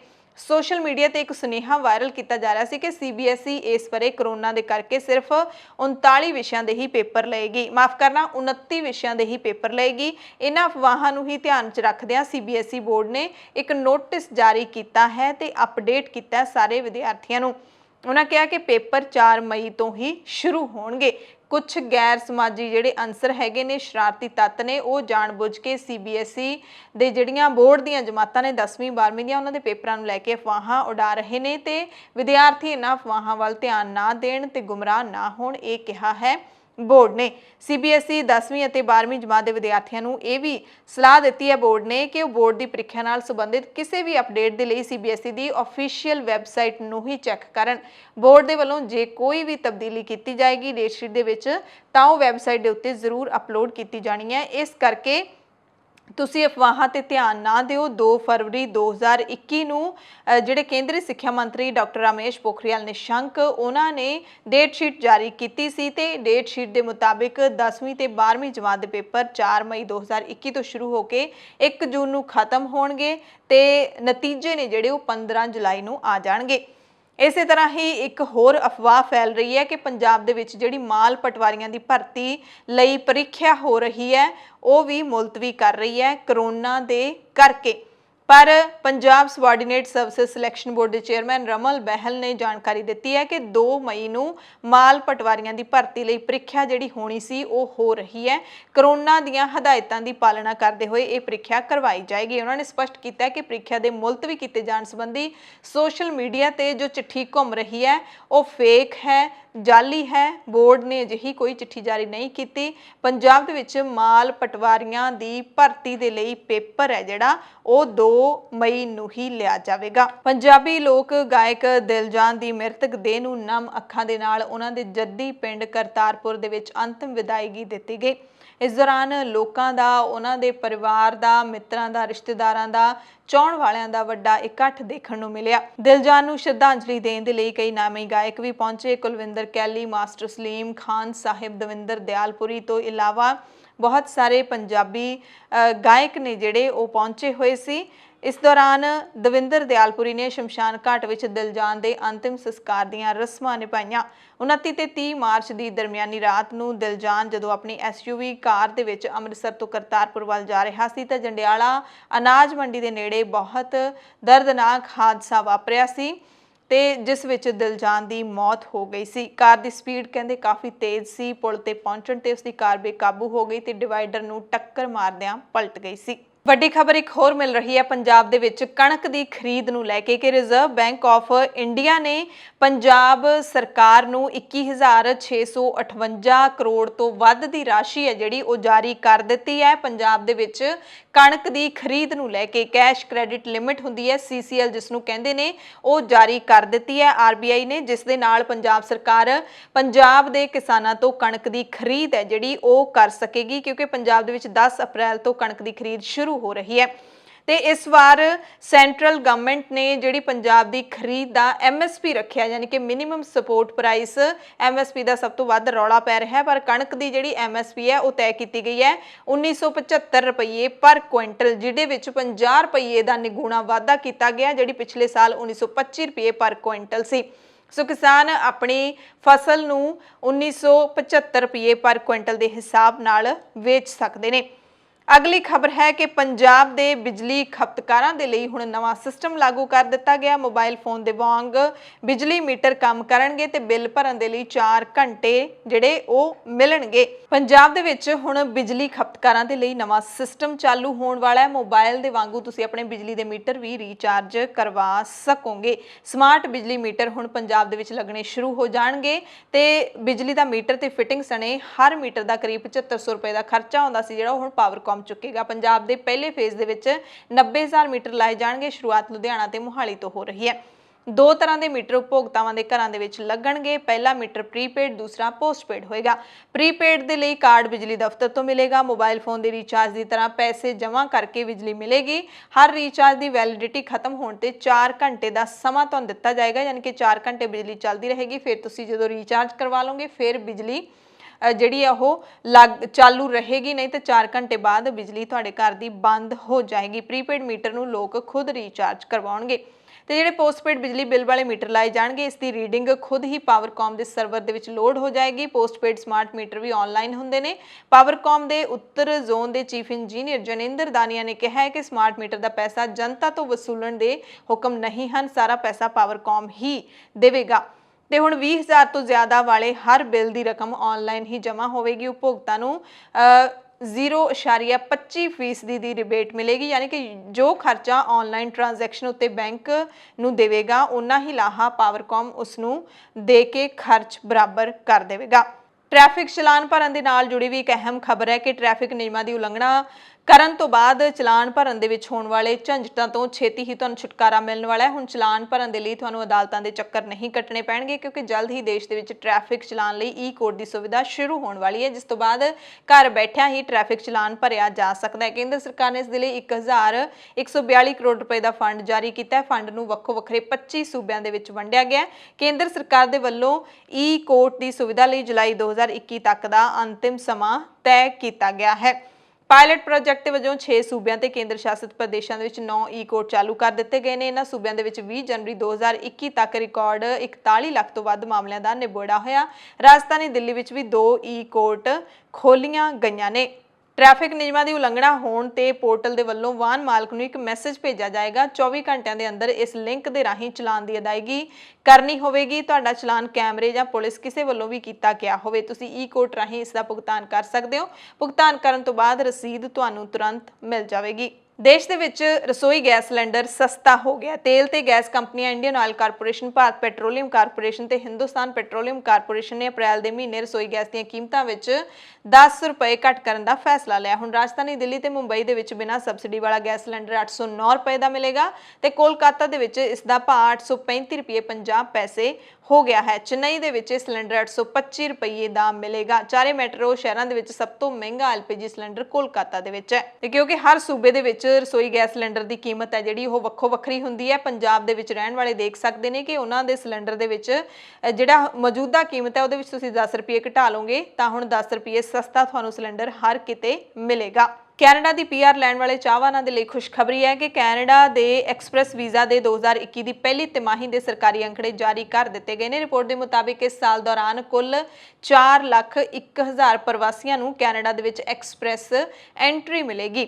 ਇਹ ਅੰਕੜੇ ਵੇਖ ਕੇ ਖਾਸ ਕਰਕੇ ਭਾਰਤੀ ਉਹਨਾਂ ਤੋਂ ਵੀ ਖਾਸ ਕਰਕੇ ਪੰਜਾਬੀਆਂ ਦੇ ਚਿਹਰੇ ਜ਼ਰੂਰ ਖਿੜ ਗਏ ਨੇ, ਕਿਉਂਕਿ ਐਕਸਪ੍ਰੈਸ ਐਂਟਰੀ ਹੈ ਜਿਹੜੀ ਉਸ ਦੇ ਰਾਹੀਂ ਤੁਹਾਨੂੰ ਕੈਨੇਡਾ ਦੀ ਪੀਆਰ ਹੈ ਜਿਹੜੀ ਬਹੁਤ ਹੀ ਸੌਖੀ ਮਿਲ ਜਾਂਦੀ ਹੈ। ਰਿਪੋਰਟ ਦੇ ਮੁਤਾਬਿਕ ਕੈਨੇਡਾ ਨੇ ਪਹਿਲੀ ਤਿਮਾਹੀ ਦੌਰਾਨ 44,124 ਪ੍ਰਵਾਸੀਆਂ ਨੂੰ ਵੀਜ਼ੇ ਜਾਰੀ ਕੀਤੇ ਨੇ। 2015 ਦੇ ਵਿੱਚ ਐਕਸਪ੍ਰੈਸ ਐਂਟਰੀ ਵੀਜ਼ਾ ਸ਼ੁਰੂ ਕੀਤਾ ਗਿਆ ਸੀ। ਉਸ ਤੋਂ ਬਾਅਦ ਹੁਣ ਤੱਕ ਇਸ ਦੇ ਅੰਕੜੇ ਨੇ ਜਿਹੜੇ ਉਹ ਇਹ ਵਾਲੇ ਸਭ ਤੋਂ ਵੱਧ ਹੈਗੇ ਨੇ। ਕੋਵਿਡ-19 ਕਰਕੇ ਹਾਲੇ ਕੁਝ ਪਾਬੰਦੀਆਂ ਲਾਗੂ ਨੇ। ਪ੍ਰਵਾਸੀਆਂ ਦੀ ਆਮਦ ਤੇ ਕਾਫੀ ਹੱਦ ਤੱਕ ਰੋਕ ਵੀ ਲੱਗੀ ਹੋਈ ਹੈ ਤੇ ਮਾਰਚ 2020 ਤੋਂ ਪਾਬੰਦੀਆਂ ਲਗਾਤਾਰ ਲੱਗ ਰਹੀਆਂ ਨੇ। ਕੈਨੇਡੀਅਨ ਸੂਬੇ ਮੈਨੀਟੋਬਾ ਦੀ ਰਾਜਧਾਨੀ ਵਿਨੀਪੈਗ ਦੇ ਵਿੱਚ ਜੌਲੀ ਪ੍ਰੋਫੈਸ਼ਨਲ ਲਾ ਕਾਰਪੋਰੇਸ਼ਨ ਦੇ ਮੁਖੀ ਅਵਨੀਸ਼ ਜੌਲੀ ਨੇ ਦੱਸਿਆ ਕਿ ਸਿਰਫ ਕੈਨੇਡੀਅਨ ਨਾਗਰਿਕਾਂ ਤੇ ਪੀਆਰ ਪ੍ਰਾਪਤ ਨਿਵਾਸੀਆਂ, ਕੁਝ ਅਸਥਾਈ ਵਿਦੇਸ਼ੀ ਕਾਮਿਆਂ ਤੇ ਕੌਮਾਂਤਰੀ ਵਿਦਿਆਰਥੀਆਂ ਦੇ ਸਕੇ ਰਿਸ਼ਤੇਦਾਰ ਹੀ ਹੁਣ ਕੈਨੇਡਾ ਆ ਸਕਦੇ ਨੇ। ਕੋਵਿਡ ਦੀਆਂ ਪਾਬੰਦੀਆਂ ਹਟਣ ਤੋਂ ਬਾਅਦ ਹਾਲਾਂਕਿ ਸਭ ਕੁਝ ਖੁੱਲ ਜਾਏਗਾ। ਖਬਰ ਦਿੱਲੀ ਤੋਂ ਹੈ। ਸ਼੍ਰੀ ਗੁਰੂ ਤੇਗ ਬਹਾਦਰ ਸਾਹਿਬ ਜੀ ਦੇ ਇਤਿਹਾਸਿਕ ਸਥਾਨ ਗੁਰਦੁਆਰਾ ਚਾਂਦਨੀ ਚੌਕ ਦੇ ਨਾਲ ਜੁੜੀ ਹੋਈ ਹੈ। ਦਰਅਸਲ ਗੁਰੂ ਸਾਹਿਬ ਦੇ 400 ਸਾਲਾ ਪ੍ਰਕਾਸ਼ ਉਤਸਵ ਨੂੰ ਸਮਰਪਿਤ ਦਿੱਲੀ ਦੇ ਚਾਂਦਨੀ ਚੌਕ ਵਿੱਚ ਸਥਾਪਿਤ ਕੀਤੇ ਜਾ ਰਹੇ ਸ਼੍ਰੀ ਗੁਰੂ ਤੇਗ ਬਹਾਦਰ ਸਾਹਿਬ ਦੇ ਸ਼ਹੀਦੀ ਸਮਾਰਕ ਨੂੰ ਉਹਨਾਂ ਦਾ ਬੁੱਤ ਕਹਿਣ ਦੀ ਖਬਰ ਛਾਪਣ ਵਾਲੇ ਅਖਬਾਰ ਨੇ ਆਪਣੀ ਭੁੱਲ ਤੇ ਖਿਮਾ ਮੰਗੀ ਹੈ। ਸੰਧਿਆ ਟਾਈਮਸ ਨਾਂ ਦੇ ਅਖਬਾਰ ਨੇ ਆਪਣੇ ਪਿਛਲੇ ਅੰਕ ਦੇ ਵਿੱਚ ਸ਼ਹੀਦੀ ਸਮਾਰਕ ਨੂੰ ਸ਼੍ਰੀ ਗੁਰੂ ਤੇਗ ਬਹਾਦਰ ਸਾਹਿਬ ਦੀ ਮੂਰਤੀ ਯਾਨੀ ਕਿ ਬੁੱਤ ਦੱਸ ਕੇ ਛਾਪ ਦਿੱਤਾ ਸੀ। ਅਖਬਾਰ ਨੇ ਹੁਣ ਇੱਕ ਟਵੀਟ ਰਾਹੀਂ ਇਸ ਭੁੱਲ ਤੇ ਖੇਦ ਜਤਾਇਆ ਤੇ ਖਬਰ ਨੂੰ ਸੋਧ ਕੇ ਅਗਲੇ ਦਿਨ ਮੁੜ ਤੋਂ ਛਾਪਿਆ। ਦਰਅਸਲ ਚਾਂਦਨੀ ਚੌਕ ਦੇ ਵਿੱਚ ਸ਼ਹੀਦੀ ਸਮਾਰਕ ਲਾਉਣ ਦਾ ਜਿਹੜਾ ਕੰਮ ਹੈ ਉਹ ਬੀਜੇਪੀ ਸਰਕਾਰ ਦੇ ਵੱਲੋਂ ਕੇਂਦਰ ਸਰਕਾਰ ਦੇ ਵੱਲੋਂ ਕੀਤਾ ਜਾ ਰਿਹਾ ਹੈ। 40 ਫੁੱਟ ਉੱਚੇ 35 ਫੁੱਟ ਚੌੜੇ ਸਮਾਰਕ ਦਾ ਉਦਘਾਟਨ ਦੇਸ਼ ਦੇ ਪ੍ਰਧਾਨ ਮੰਤਰੀ ਨਰਿੰਦਰ ਮੋਦੀ 1 ਮਈ ਨੂੰ ਕਰ ਸਕਦੇ ਨੇ। ਇਸ ਤੇ ਚਰਚਾ ਹੋ ਰਹੀ ਹੈ ਤੇ ਜਦੋਂ ਅਖਬਾਰ ਦੇ ਵਿੱਚ ਖਬਰ ਛਪੀ ਕਿ ਗੁਰੂ ਸਾਹਿਬ ਦਾ ਬੁੱਤ ਲਾਇਆ ਜਾ ਰਿਹਾ ਹੈ, ਉਸ ਤੋਂ ਬਾਅਦ ਐਸਜੀਪੀਸੀ ਪ੍ਰਧਾਨ ਬੀਬੀ ਜਗੀਰ ਕੌਰ, ਮਨਜਿੰਦਰ ਸਿੰਘ ਸਿਰਸਾ ਡੀਐਸਸੀਐਮਸੀ ਦੇ ਪ੍ਰਧਾਨ, ਇਹਨਾਂ ਨੇ ਵਿਰੋਧ ਦਰਜ ਕਰਵਾਇਆ ਸੀ, ਸਖਤ ਵਿਰੋਧ ਕੀਤਾ ਸੀ ਕਿ ਜੇ ਮੋਦੀ ਸਰਕਾਰ ਨੇ ਕੁਝ ਬਣਾਉਣਾ ਹੈ ਤਾਂ ਕੋਈ ਚੰਗੀ ਯਾਦਗਾਰ ਬਣਾਈ ਜਾਵੇ, ਕਿਉਂਕਿ ਬੁੱਤ ਪ੍ਰਸਤੀ ਦੀ ਸਿੱਖੀ ਦੇ ਵਿੱਚ ਕੋਈ ਵੀ ਥਾਂ ਨਹੀਂ ਹੈ। ਤੇ ਹੁਣ ਜਾਣਕਾਰੀ ਮਿਲ ਰਹੀ ਹੈ ਕਿ ਕੇਂਦਰੀ ਮੰਤਰੀ ਹਰਦੀਪ ਪੁਰੀ ਨੇ ਵੀ ਇਸ ਜਿਹੜਾ ਯਾਦਗਾਰ ਦਾ ਕੰਮ ਚੱਲ ਰਿਹਾ ਉਸ ਦਾ ਦੌਰਾ ਕੀਤਾ ਹੈ ਤੇ ਇਸ ਸਮਾਰਕ ਦੇ ਰਾਹੀਂ ਯਾਦਗਾਰ ਦੇ ਰਾਹੀਂ ਗੁਰੂ ਸਾਹਿਬ ਦੀ ਸ਼ਹੀਦੀ ਦੇ ਬਾਰੇ ਦੱਸਿਆ ਜਾਏਗਾ। ਐਸਆਰਡੀਸੀ ਦੀ ਮੀਟਿੰਗ ਦੇ ਵਿੱਚ ਸਮਾਰਕ ਨਾਲ ਜੁੜੇ ਕੰਮ ਨੂੰ ਪੂਰਾ ਕਰਨ ਦਾ ਟੀਚਾ 30 ਅਪ੍ਰੈਲ ਰੱਖਿਆ ਗਿਆ ਹੈ। ਐਸਜੀਪੀਸੀ ਦੇ ਨਾਲ ਜੁੜੀ ਖਬਰ ਹੈ। ਪਿਛਲੇ ਦਿਨੀ ਐਸਜੀਪੀਸੀ ਨੇ ਜਦੋਂ ਬਜਟ ਪੇਸ਼ ਕੀਤਾ ਉਸ ਦੇ ਵਿੱਚ ਇੱਕ ਮਤਾ ਪਾਸ ਕੀਤਾ ਸੀ ਕਿ ਆਰਐਸਐਸ ਦੇ ਵੱਲੋਂ ਦੂਸਰੇ ਧਰਮਾਂ ਦੇ ਵਿੱਚ ਦਖਲ ਦਿੱਤਾ ਜਾ ਰਿਹਾ ਹੈ ਤੇ ਹੁਣ ਐਸਜੀਪੀਸੀ ਨੇ ਮੁੜ ਤੋਂ ਇਸ ਮਤੇ ਦੀ ਪ੍ਰੋੜਤਾ ਕੀਤੀ ਹੈ ਕਿ ਇਹ ਸਾਡਾ ਮਤਾ ਬਿਲਕੁਲ ਸਹੀ ਜਿਹੜਾ ਹੈਗਾ ਪਾਸ ਕੀਤਾ ਗਿਆ ਹੈ। ਇਸ ਮੌਕੇ ਐਸਜੀਪੀਸੀ ਦੇ ਮੁੱਖ ਸਕੱਤਰ ਐਡਵੋਕੇਟ ਹਰਿੰਦਰ ਸਿੰਘ ਧਾਮੀ ਨੇ ਕਿਹਾ ਕਿ ਮੁਗਲ ਕਾਲ ਦੇ ਸਮੇਂ ਜਬਰੀ ਧਰਮ ਤਬਦੀਲੀਆਂ ਦਾ ਵਿਰੋਧ ਕਰਦਿਆਂ ਦਿੱਤੀ ਗੁਰੂ ਤੇਗ ਬਹਾਦਰ ਸਾਹਿਬ ਦੀ ਸ਼ਹਾਦਤ ਨੂੰ ਯਾਦ ਕਰਦਿਆਂ ਅਜੋਕੇ ਸਮੇਂ ਵਿੱਚ ਆਰਐਸਐਸ ਦੇ ਵੱਲੋਂ ਦੂਸਰੇ ਧਰਮਾਂ ਦੇ ਵਿੱਚ ਦਿੱਤੇ ਜਾਂਦੇ ਦਖਲ ਦੇ ਵਿਰੁੱਧ ਸ਼੍ਰੋਮਣੀ ਕਮੇਟੀ ਨੇ ਜਿਹੜਾ ਮਤਾ ਪਾਸ ਕੀਤਾ ਹੈ ਉਸ ਦੀ ਅਸੀਂ ਪ੍ਰੋੜਤਾ ਕਰ ਰਹੇ ਹਾਂ। ਕਹਿੰਦੇ ਕਿ ਵੱਡਾ ਮਗਰਮੱਛ ਛੋਟੇ ਨੂੰ ਖਾਂਦਾ ਹੈ। ਆਰਪੀ ਸਿੰਘ ਖੁਦ ਵੀ ਕੇਸਾਧਾਰੀ ਹੈ, ਉਸਨੇ ਇੱਕ ਨਵੀਂ ਸੋਚ ਸ਼ੁਰੂ ਕਰ ਦਿੱਤੀ ਹੈ ਐਸਜੀਪੀਸੀ ਨੂੰ ਚੈਲੰਜ ਕਰਕੇ। ਮਾਨਸਾ ਤੋਂ ਖਬਰ ਹੈ ਜਿੱਥੇ ਬਾਜੇਵਾਲਾ ਪਿੰਡ ਦੇ 25 ਸਾਲਾ ਨੌਜਵਾਨ ਕਿਸਾਨ ਮਲਕੀਤ ਸਿੰਘ ਉਰਫ ਸੁਖੀ ਨੇ ਕਰਜ਼ੇ ਦੇ ਬੋਝ ਨੂੰ ਨਾ ਝੱਲਦੇ ਹੋਏ ਜ਼ਹਿਰੀਲੀ ਚੀਜ਼ ਖਾ ਕੇ ਖੁਦਕੁਸ਼ੀ ਕਰ ਲਈ ਹੈ। ਮ੍ਰਿਤਕ ਦੇ ਚਚੇਰੇ ਭਰਾ ਨੇ ਦੱਸਿਆ ਕਿ ਬਲਜੀਤ ਸਿੰਘ ਕੋਲ ਆਪਣੀ ਕੋਈ ਜ਼ਿਆਦਾ ਜ਼ਮੀਨ ਨਹੀਂ ਸੀ। ਪਰਿਵਾਰ ਦੇ ਗੁਜ਼ਰ ਬਸਰ ਦੇ ਲਈ ਉਸਨੇ ਥੋੜੀ ਜਿਹੀ ਜ਼ਮੀਨ ਠੇਕੇ ਤੇ ਲਈ ਸੀ ਤੇ ਖੇਤੀਬਾੜੀ ਕਰਦਾ ਸੀ। ਗੜਿਆਂ ਕਾਰਨ ਫਸਲ ਸਾਰੀ ਬਰਬਾਦ ਹੋ ਗਈ ਤੇ ਮ੍ਰਿਤਕ ਨੌਜਵਾਨ ਦੇ ਪਿਤਾ ਦਾ ਐਕਸੀਡੈਂਟ ਕਾਰਨ ਦੇਹਾਂਤ ਪਿਛਲੇ ਸਮੇਂ ਦੇ ਵਿੱਚ ਹੋ ਗਿਆ ਸੀ, ਜਿਸ ਕਰਕੇ ਮਲਕੀਤ ਸਿੰਘ 25 ਸਾਲ ਦੇ ਨੌਜਵਾਨ ਤੇ ਸਾਰੀ ਕਬੀਲਦਾਰੀ ਦਾ ਬੋਝ ਪੈ ਗਿਆ ਸੀ। ਦਿਮਾਗੀ ਤੌਰ ਤੇ ਪਰੇਸ਼ਾਨ ਰਹਿੰਦਾ ਸੀ ਤੇ ਉਸਨੇ ਆਪਣੀ ਜੀਵਨ ਲੀਲਾ ਖਤਮ ਕਰਨ ਦਾ ਜਿਹੜਾ ਖੌਫਨਾਕ ਕਦਮ ਹੈ ਉਹ ਚੱਕ ਲਿਆ। ਅਗਲੀ ਖਬਰ ਮੁਕਤਸਰ ਸਾਹਿਬ ਤੋਂ ਹੈ ਜਿੱਥੇ ਬਜ਼ੁਰਗ ਜੋੜੇ ਨੂੰ ਲੁੱਟਿਆ ਗਿਆ ਹੈ। ਸਥਾਨਕ ਮਲੋੜ ਰੋਡ ਤੇ ਸਥਿਤ ਸਤਿਅਮ ਪੈਲੇਸ ਦੇ ਕੋਲ ਇੱਕ ਬਜ਼ੁਰਗ ਜੋੜੇ ਨੂੰ ਲਿਫਟ ਦੇਣ ਬਹਾਨੇ ਲੁੱਟਣ ਦੀ ਖਬਰ ਹੈ। ਕਾਰ ਚਾਲਕਾਂ ਨੇ ਬਜ਼ੁਰਗ ਜੋੜੇ ਨੂੰ ਵਰਗਲਾ ਕੇ ਕਾਰ ਵਿੱਚ ਲਿਫਟ ਦਿੱਤੀ, ਫਿਰ ਔਰਤ ਦੇ ਗਲੇ 'ਚੋਂ ਸੋਨੇ ਦੀ ਚੇਨ ਲੁੱਟ ਲਈ। ਜਦਕਿ ਘਟਨਾ ਨੂੰ ਅੰਜਾਮ ਦੇਣ ਤੋਂ ਬਾਅਦ ਕਾਰ ਸਵਾਰਾਂ ਨੇ ਦੋਵੇਂ ਬਜ਼ੁਰਗਾਂ ਨੂੰ ਕਾਰ 'ਚੋਂ ਬਾਹਰ ਵੀ ਸੁੱਟ ਦਿੱਤਾ ਤੇ ਫਰਾਰ ਹੋ ਗਏ। ਸਿਟੀ ਪੁਲਿਸ ਨੇ ਅਣਪਛਾਤੇ ਵਿਅਕਤੀਆਂ ਦੇ ਖਿਲਾਫ ਮਾਮਲਾ ਦਰਜ ਕਰ ਲਿਆ। ਪੁਲਿਸ ਕੋਲ ਜਿਹੜੀ ਸ਼ਿਕਾਇਤ ਦਰਜ ਕਰਵਾਈ ਗਈ ਹੈ ਉਸ ਦੇ ਮੁਤਾਬਿਕ ਇਹ ਜਿਹੜਾ ਬਜ਼ੁਰਗ ਜੋੜਾ ਆਪਣੀ ਰਿਸ਼ਤੇਦਾਰੀ 'ਚ ਮੁਕਤਸਰ ਸਾਹਿਬ ਗਿਆ ਹੋਇਆ ਸੀ। ਜਦੋਂ ਵਾਪਸ ਬਠਿੰਡਾ ਜਾ ਰਹੇ ਸੀ ਤਾਂ ਚਿੱਟੇ ਰੰਗ ਦੀ ਸਵਿਫਟ ਕਾਰ ਚਾਲਕ ਨੇ ਦੋਵਾਂ ਬਜ਼ੁਰਗਾਂ ਨੂੰ ਵਰਗਲਾ ਕੇ ਆਪਣੀ ਕਾਰ 'ਚ ਬਿਠਾ ਲਿਆ। ਕਾਰ ਚਾਲਕ ਨੇ ਕਿਹਾ ਕਿ ਮੈਂ ਵੀ ਬਠਿੰਡਾ ਸਾਈਡ ਜਾ ਰਿਹਾ ਤੇ ਜਦੋਂ ਕਾਰ ਸਤਿਅਮ ਪੈਲੇਸ ਕੋਲ ਪਹੁੰਚੀ ਤਾਂ ਕਾਰ ਸਵਾਰਾਂ ਨੇ ਬਜ਼ੁਰਗ ਔਰਤ ਦੇ ਗਲੇ 'ਚ ਪਾਈ 1.25 ਤੋਲੇ ਦੀ ਚੈਨੀ ਖੋਹ ਲਈ ਤੇ ਦੋਵੇਂ ਬਜ਼ੁਰਗਾਂ ਨੂੰ ਸੁੱਟ ਕੇ ਫਰਾਰ ਹੋ ਗਿਆ। ਟਿਕਰੀ ਬਾਰਡਰ ਤੇ ਪੰਜਾਬ ਦੇ ਕਿਸਾਨਾਂ ਨੂੰ ਸਬਜ਼ੀਆਂ ਉਗਾਉਣ ਤੇ ਖੇਤੀ ਕਰਨ ਦੇ ਲਈ ਹਰਿਆਣਾ ਦੇ ਕਿਸਾਨ ਤੇ ਸਾਬਕਾ ਕਸਟਮ ਆਫੀਸਰ ਨੇ ਮੁਫਤ ਦੇ ਵਿੱਚ ਆਪਣੀ ਜ਼ਮੀਨ ਦੇ ਦਿੱਤੀ ਹੈ। ਜਿੱਥੇ ਪੰਜਾਬ ਦੇ ਕਿਸਾਨ ਜਿਹੜੇ ਮੋਰਚੇ ਦੇ ਵਿੱਚ ਉੱਥੇ ਬੈਠੇ ਹੋਏ ਨੇ ਉਹ ਹੁਣ ਇਸ ਜ਼ਮੀਨ ਦੇ ਵਿੱਚ ਸਬਜ਼ੀਆਂ ਬੀਜ ਰਹੇ ਨੇ ਤੇ ਖੇਤੀ ਕਰ ਰਹੇ ਨੇ। ਹਰਿਆਣਾ ਦੀ ਮੁੱਖ ਮੰਤਰੀ ਮਨੋਹਰ ਲਾਲ ਖੱਟਰ ਸਰਕਾਰ ਨੇ ਸਫਾਈ ਕਰਮਚਾਰੀਆਂ ਨੂੰ ਤੋਹਫਾ ਦਿੱਤਾ ਹੈ, ਉਹਨਾਂ ਦੀ ਤਨਖਾਹ ਦੇ ਵਿੱਚ ਵਾਧਾ ਕੀਤਾ ਹੈ। ਹੁਣ ਪਿੰਡਾਂ ਵਿੱਚ ਸਫਾਈ ਕਰਨ ਵਾਲੇ ਕਰਮਚਾਰੀਆਂ ਨੂੰ 14,000 ਰੁਪਏ ਦਿੱਤੇ ਜਾਣਗੇ। 12,000 ਦੀ ਥਾਂ ਸ਼ਹਿਰਾਂ ਵਿੱਚ ਸਫਾਈ ਕਰਨ ਵਾਲਿਆਂ ਨੂੰ 15 ਦੀ ਥਾਂ 16,000, ਸੀਵਰਮੈਨ ਨੂੰ 10,000 ਰੁਪਏ ਦੀ ਥਾਂ 12,000 ਰੁਪਏ ਦੀ ਤਨਖਾਹ ਮਿਲੇਗੀ।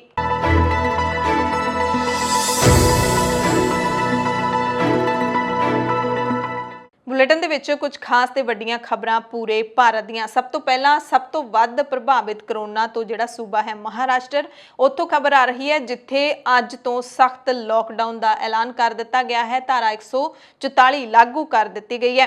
ਮਹਾਰਾਸ਼ਟਰ ਦੇ ਸਿਹਤ ਮੰਤਰੀ ਰਾਜੇਸ਼ ਟੋਪੇ ਨੇ ਸੂਬੇ ਦੇ ਵਿੱਚ 144 ਲਾਗੂ ਕਰਨ ਦਾ ਐਲਾਨ ਕੀਤਾ ਹੈ ਤੇ ਸੋਮਵਾਰ ਸਵੇਰੇ 7 ਵਜੇ ਤੋਂ ਲੈ ਕੇ ਯਾਨੀ ਕਿ ਅੱਜ ਸਵੇਰੇ 7 ਵਜੇ ਤੋਂ ਲੈ ਕੇ ਸ਼ੁੱਕਰਵਾਰ ਸ਼ਾਮ 8 ਵਜੇ ਤੱਕ ਸਖਤ ਲੋਕਡਾਊਨ ਦਾ ਐਲਾਨ ਕੀਤਾ ਗਿਆ ਹੈ। ਸੋਮਵਾਰ ਤੋਂ ਸ਼ੁੱਕਰਵਾਰ ਤੱਕ ਜਨਤਕ ਥਾਵਾਂ ਤੇ 5 ਤੋਂ ਵੱਧ ਲੋਕਾਂ ਦੇ ਇਕੱਠੇ ਹੋਣ ਤੇ ਪਾਬੰਦੀ ਲਾ ਦਿੱਤੀ ਗਈ ਹੈ। ਇਸੇ ਤਰ੍ਹਾਂ ਜਿਹੜਾ ਹਫ਼ਤਾਵਾਰੀ ਲੋਕਡਾਊਨ ਹੈ ਰਾਤ ਨੂੰ ਉਹ ਤਾਂ ਲਾਗੂ ਕੀਤਾ ਹੀ ਗਿਆ, ਪਹਿਲਾਂ ਹੀ ਕਰ ਦਿੱਤਾ ਗਿਆ ਸੀ ਕੱਲ ਕਿ ਸ਼ੁੱਕਰਵਾਰ ਰਾਤ 8 ਵਜੇ ਤੋਂ ਲੈ ਕੇ ਸੋਮਵਾਰ ਸਵੇਰੇ 7 ਵਜੇ ਤੱਕ ਲੋਕਾਂ ਦੇ ਘਰਾਂ ਚੋਂ ਬਾਹਰ ਨਿਕਲਣ ਤੇ ਪਾਬੰਦੀ ਹੈ। ਰਾਤ ਨੂੰ 2 ਰਾਤਾਂ ਨੂੰ ਜਿਹੜੀ ਕਰਫਿਊ ਹੈ ਉਹਦੀ ਪਾਬੰਦੀ ਲਾਗੂ ਰਹੇਗੀ। ਇਹ ਜਿਹੜੀ ਅੱਜ ਤੋਂ ਪਾਬੰਦੀ ਲਾਗੂ ਹੋਈ ਹੈ ਉਹ 30 ਅਪ੍ਰੈਲ ਤੱਕ ਲਾਗੂ ਰਹੇਗੀ। ਇਸ ਦੌਰਾਨ ਕੇਵਲ ਜ਼ਰੂਰੀ ਸਹੂਲਤਾਂ ਬੱਸਾਂ, ਟ੍ਰੇਨਾਂ ਤੇ ਟੈਕਸੀਆਂ ਨੂੰ ਚਲਾਉਣ ਦੀ ਇਜਾਜ਼ਤ ਹੈ ਜਿਹੜੀ ਉਹ ਦਿੱਤੀ ਗਈ ਹੈ। ਸੂਬੇ ਦੇ ਵਿੱਚ ਪਾਰਕ, ਸੈਲੂਨ, ਧਾਰਮਿਕ ਥਾਵਾਂ ਵੀ ਬੰਦ ਕਰ ਦਿੱਤੀਆਂ ਗਈਆਂ ਨੇ। ਜਿਮ, ਇੰਡੋਰ ਗੇਮ ਸਹੂਲਤਾਂ, ਸਿਨੇਮਾ ਘਰ, ਥੀਏਟਰ ਸਭ ਕੁਝ ਬੰਦ ਕਰ ਦਿੱਤਾ ਗਿਆ। ਸੂਬੇ ਵਿੱਚ ਸਿਆਸੀ ਤੇ ਧਾਰਮਿਕ ਇਕੱਠਾਂ ਤੇ ਰੋਕ ਲਾ ਦਿੱਤੀ ਹੈ। ਰੈਸਟੋਰੈਂਟ ਤੇ ਬਾਰ ਦੇ ਵਿੱਚ ਕੇਵਲ ਪਾਰਸਲ ਸੇਵਾ ਦੀ ਇਜਾਜ਼ਤ ਹੋਏਗੀ, ਉੱਥੇ ਜਾ ਕੇ ਬਹਿ ਕੇ ਤੁਸੀਂ ਨਹੀਂ ਖਾ ਸਕਦੇ। ਸਰਕਾਰੀ ਦਫ਼ਤਰਾਂ ਦੇ ਵਿੱਚ ਹਾਜ਼ਰੀ 50% ਕਰ ਦਿੱਤੀ ਗਈ ਹੈ। ਸਨਅਤ ਤੇ ਉਸਾਰੀ ਖੇਤਰਾਂ ਦਾ ਕੰਮ ਹੈ ਉਹ ਜਾਰੀ ਰਹੇਗਾ। ਐਤਵਾਰ ਨੂੰ ਮਹਾਰਾਸ਼ਟਰ ਦੇ ਵਿੱਚ ਕਰੋਨਾ ਵਾਇਰਸ ਦੇ 57,074 ਨਵੇਂ ਮਾਮਲੇ ਦਰਜ ਕੀਤੇ ਗਏ ਨੇ, ਜੋ ਸ਼ੁਰੂਆਤ ਤੋਂ ਲੈ ਕੇ ਹੁਣ ਤੱਕ ਸਭ ਤੋਂ ਵੱਡੀ ਗਿਣਤੀ ਹੈ। ਯਾਨੀ ਕਿ ਜਦੋਂ ਮਹਾਮਾਰੀ ਸ਼ੁਰੂ ਹੋਈ ਸੀ ਉਦੋਂ ਲੈ ਕੇ ਹੁਣ ਤੱਕ ਸਭ ਤੋਂ ਵੱਡਾ ਅੰਕੜਾ ਸਾਹਮਣੇ ਆਇਆ ਹੈ। यूपी ਦੇ ਵੀ ਸਾਰੇ ਜ਼ਿਲ੍ਹਿਆਂ ਦੇ ਵਿੱਚ ਦਫਾ 144 ਲਾਗੂ ਕਰ ਦਿੱਤੀ ਗਈ ਹੈ। ਉੱਤਰ ਪ੍ਰਦੇਸ਼ ਦੀ ਯੋਗੀ ਆਦਿੱਤਿਆਨਾਥ ਸਰਕਾਰ ਨੇ ਅੱਜ ਤੋਂ ਇਹ ਦਫਾ 144 ਲਾਗੂ ਕੀਤੀ ਹੈ, ਜਿਸ ਦੇ ਤਹਿਤ 5 ਤੋਂ ਵੱਧ ਲੋਕ ਇਕੱਠੇ ਨਹੀਂ ਹੋ ਸਕਦੇ। ਪੰਚਾਇਤ ਚੋਣਾਂ ਵਿੱਚ ਪ੍ਰਚਾਰ ਦੌਰਾਨ ਵੀ ਕੋਵਿਡ ਪ੍ਰੋਟੋਕੋਲ ਸਖਤੀ ਨਾਲ ਲਾਗੂ ਕਰਨ ਦੇ ਹੁਕਮ ਦੇ ਦਿੱਤੇ ਗਏ ਨੇ। ਕਿਸੇ ਵੀ ਪ੍ਰੋਗਰਾਮ ਦੇ ਵਿੱਚ 100 ਤੋਂ ਵੱਧ ਲੋਕਾਂ ਦੇ ਇਜਾਜ਼ਤ ਲੈ ਕੇ ਇਕੱਠੇ ਹੋਣ ਤੇ ਛੋਟ ਰਹੇਗੀ, ਯਾਨੀ ਕਿ 100 ਤੋਂ ਵੱਧ ਲੋਕ ਇਕੱਠੇ ਹੋ ਸਕਦੇ ਨੇ ਪਰ ਇਜਾਜ਼ਤ ਲੈ ਕੇ।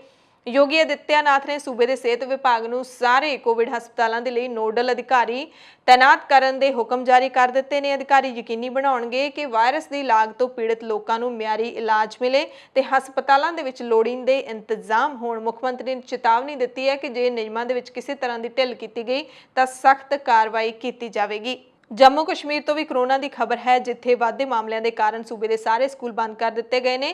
9ਵੀਂ ਜਮਾਤ ਤੱਕ ਦੇ ਸਾਰੇ ਸਕੂਲ 18 ਅਪ੍ਰੈਲ ਤੱਕ ਬੰਦ ਰੱਖਣ, ਜਦਕਿ 10ਵੀਂ, 11ਵੀਂ ਤੇ 12ਵੀਂ ਦੇ ਸਕੂਲ 11 ਅਪ੍ਰੈਲ ਤੱਕ ਬੰਦ ਰੱਖਣ ਦਾ ਹੁਕਮ ਦੇ ਦਿੱਤਾ ਗਿਆ। ਹਾਲਾਂਕਿ 10ਵੀਂ ਤੇ 12ਵੀਂ ਜਮਾਤ ਦੇ ਜਿਹੜੇ ਪੇਪਰ ਹੈਗੇ ਨੇ ਬੋਰਡ ਦੇ, ਉਹ ਆਪਣੇ ਨਿਰਧਾਰਿਤ ਸਮੇਂ ਦੇ ਮੁਤਾਬਿਕ ਹੀ ਹੋਣਗੇ। ਸਕੂਲ ਬੰਦ ਰਹਿਣਗੇ ਪਰ ਜਿਹੜੇ ਅਧਿਆਪਕ ਨੇ ਉਹਨਾਂ ਨੂੰ ਸਕੂਲਾਂ ਵਿੱਚ ਜਾਣ ਦੀ ਇਜਾਜ਼ਤ ਹੋਏਗੀ। ਇਸੇ ਦੌਰਾਨ ਇਹ ਵੀ ਜਾਣਕਾਰੀ ਮਿਲ ਰਹੀ ਹੈ ਕਿ ਪ੍ਰਧਾਨ ਮੰਤਰੀ ਨਰਿੰਦਰ ਮੋਦੀ 8 ਅਪ੍ਰੈਲ ਨੂੰ ਕਰੋਨਾ ਦੇ ਹਾਲਾਤਾਂ ਨੂੰ ਲੈ ਕੇ ਸਾਰੇ ਸੂਬਿਆਂ ਦੇ ਮੁੱਖ ਮੰਤਰੀਆਂ ਦੇ ਨਾਲ ਬੈਠਕ ਕਰਨਗੇ ਤੇ ਪ੍ਰਧਾਨ ਮੰਤਰੀ ਨਰਿੰਦਰ ਮੋਦੀ 7 ਅਪ੍ਰੈਲ ਨੂੰ ਸ਼ਾਮ 7 ਵਜੇ ਪ੍ਰੀਖਿਆ ਪੇ ਚਰਚਾ ਪ੍ਰੋਗਰਾਮ ਕਰਨਗੇ। ਇਸ ਪ੍ਰੋਗਰਾਮ ਦੇ ਤਹਿਤ ਵਿਦਿਆਰਥੀਆਂ, ਮਾਪਿਆਂ ਤੇ ਅਧਿਆਪਕਾਂ ਦੇ ਨਾਲ ਉਹ ਗੱਲਬਾਤ ਕਰਨਗੇ। ਇਹ ਜਾਣਕਾਰੀ ਪ੍ਰਧਾਨ ਮੰਤਰੀ ਨੇ ਟਵੀਟ ਕਰਕੇ ਦਿੱਤੀ ਹੈ। ਮਹਾਰਾਸ਼ਟਰ ਦੇ ਗ੍ਰਹਿ ਮੰਤਰੀ ਅਨਿਲ ਦੇਸ਼ਮੁਖ ਨੇ ਅਸਤੀਫਾ ਦੇ ਦਿੱਤਾ ਹੈ। ਅਸਤੀਫੇ ਤੋਂ ਪਹਿਲਾਂ ਬੰਬੇ ਹਾਈ ਕੋਰਟ ਨੇ ਉਹਨਾਂ ਦੇ ਖਿਲਾਫ CBI ਜਾਂਚ ਕਰਨ ਦਾ ਹੁਕਮ ਦਿੱਤਾ ਸੀ। ਇਸ ਤੋਂ ਪਹਿਲਾਂ ਮੁੰਬਈ ਦੇ ਸਾਬਕਾ ਪੁਲਿਸ ਕਮਿਸ਼ਨਰ ਪਰਮਵੀਰ ਸਿੰਘ ਨੇ ਮੁੱਖ ਮੰਤਰੀ ਨੂੰ ਚਿੱਠੀ ਲਿਖ ਕੇ ਇਲਜ਼ਾਮ ਲਾਇਆ ਸੀ ਕਿ ਗ੍ਰਹਿ ਮੰਤਰੀ ਅਨਿਲ ਦੇਸ਼ਮੁਖ ਨੇ ਸੀਨੀਅਰ ਪੁਲਿਸ ਅਧਿਕਾਰੀਆਂ ਨੂੰ ਹਰ ਮਹੀਨੇ 100 ਕਰੋੜ ਰੁਪਏ ਦੀ ਉਗਰਾਹੀ ਦਾ ਟਾਰਗੇਟ ਦਿੱਤਾ ਸੀ। 70 ਸਾਲ ਦੇ ਅਨਿਲ ਦੇਸ਼ਮੁਖ ਮਹਾਰਾਸ਼ਟਰ ਦੀ ਰਾਜਨੀਤੀ ਵਿੱਚ ਉਹਨਾਂ ਚੁਣਿੰਦਾ ਚੋਟੀ ਦੇ ਲੀਡਰਾਂ ਵਿੱਚੋਂ ਨੇ ਜਿਨ੍ਹਾਂ ਨੇ ਹਰ ਪਾਰਟੀ ਦੀ ਸਰਕਾਰ ਵਿੱਚ ਆਪਣੀ ਥਾਂ ਬਣਾਉਣ ਦੇ ਵਿੱਚ ਕਾਮਯਾਬੀ ਹਾਸਲ ਕੀਤੀ।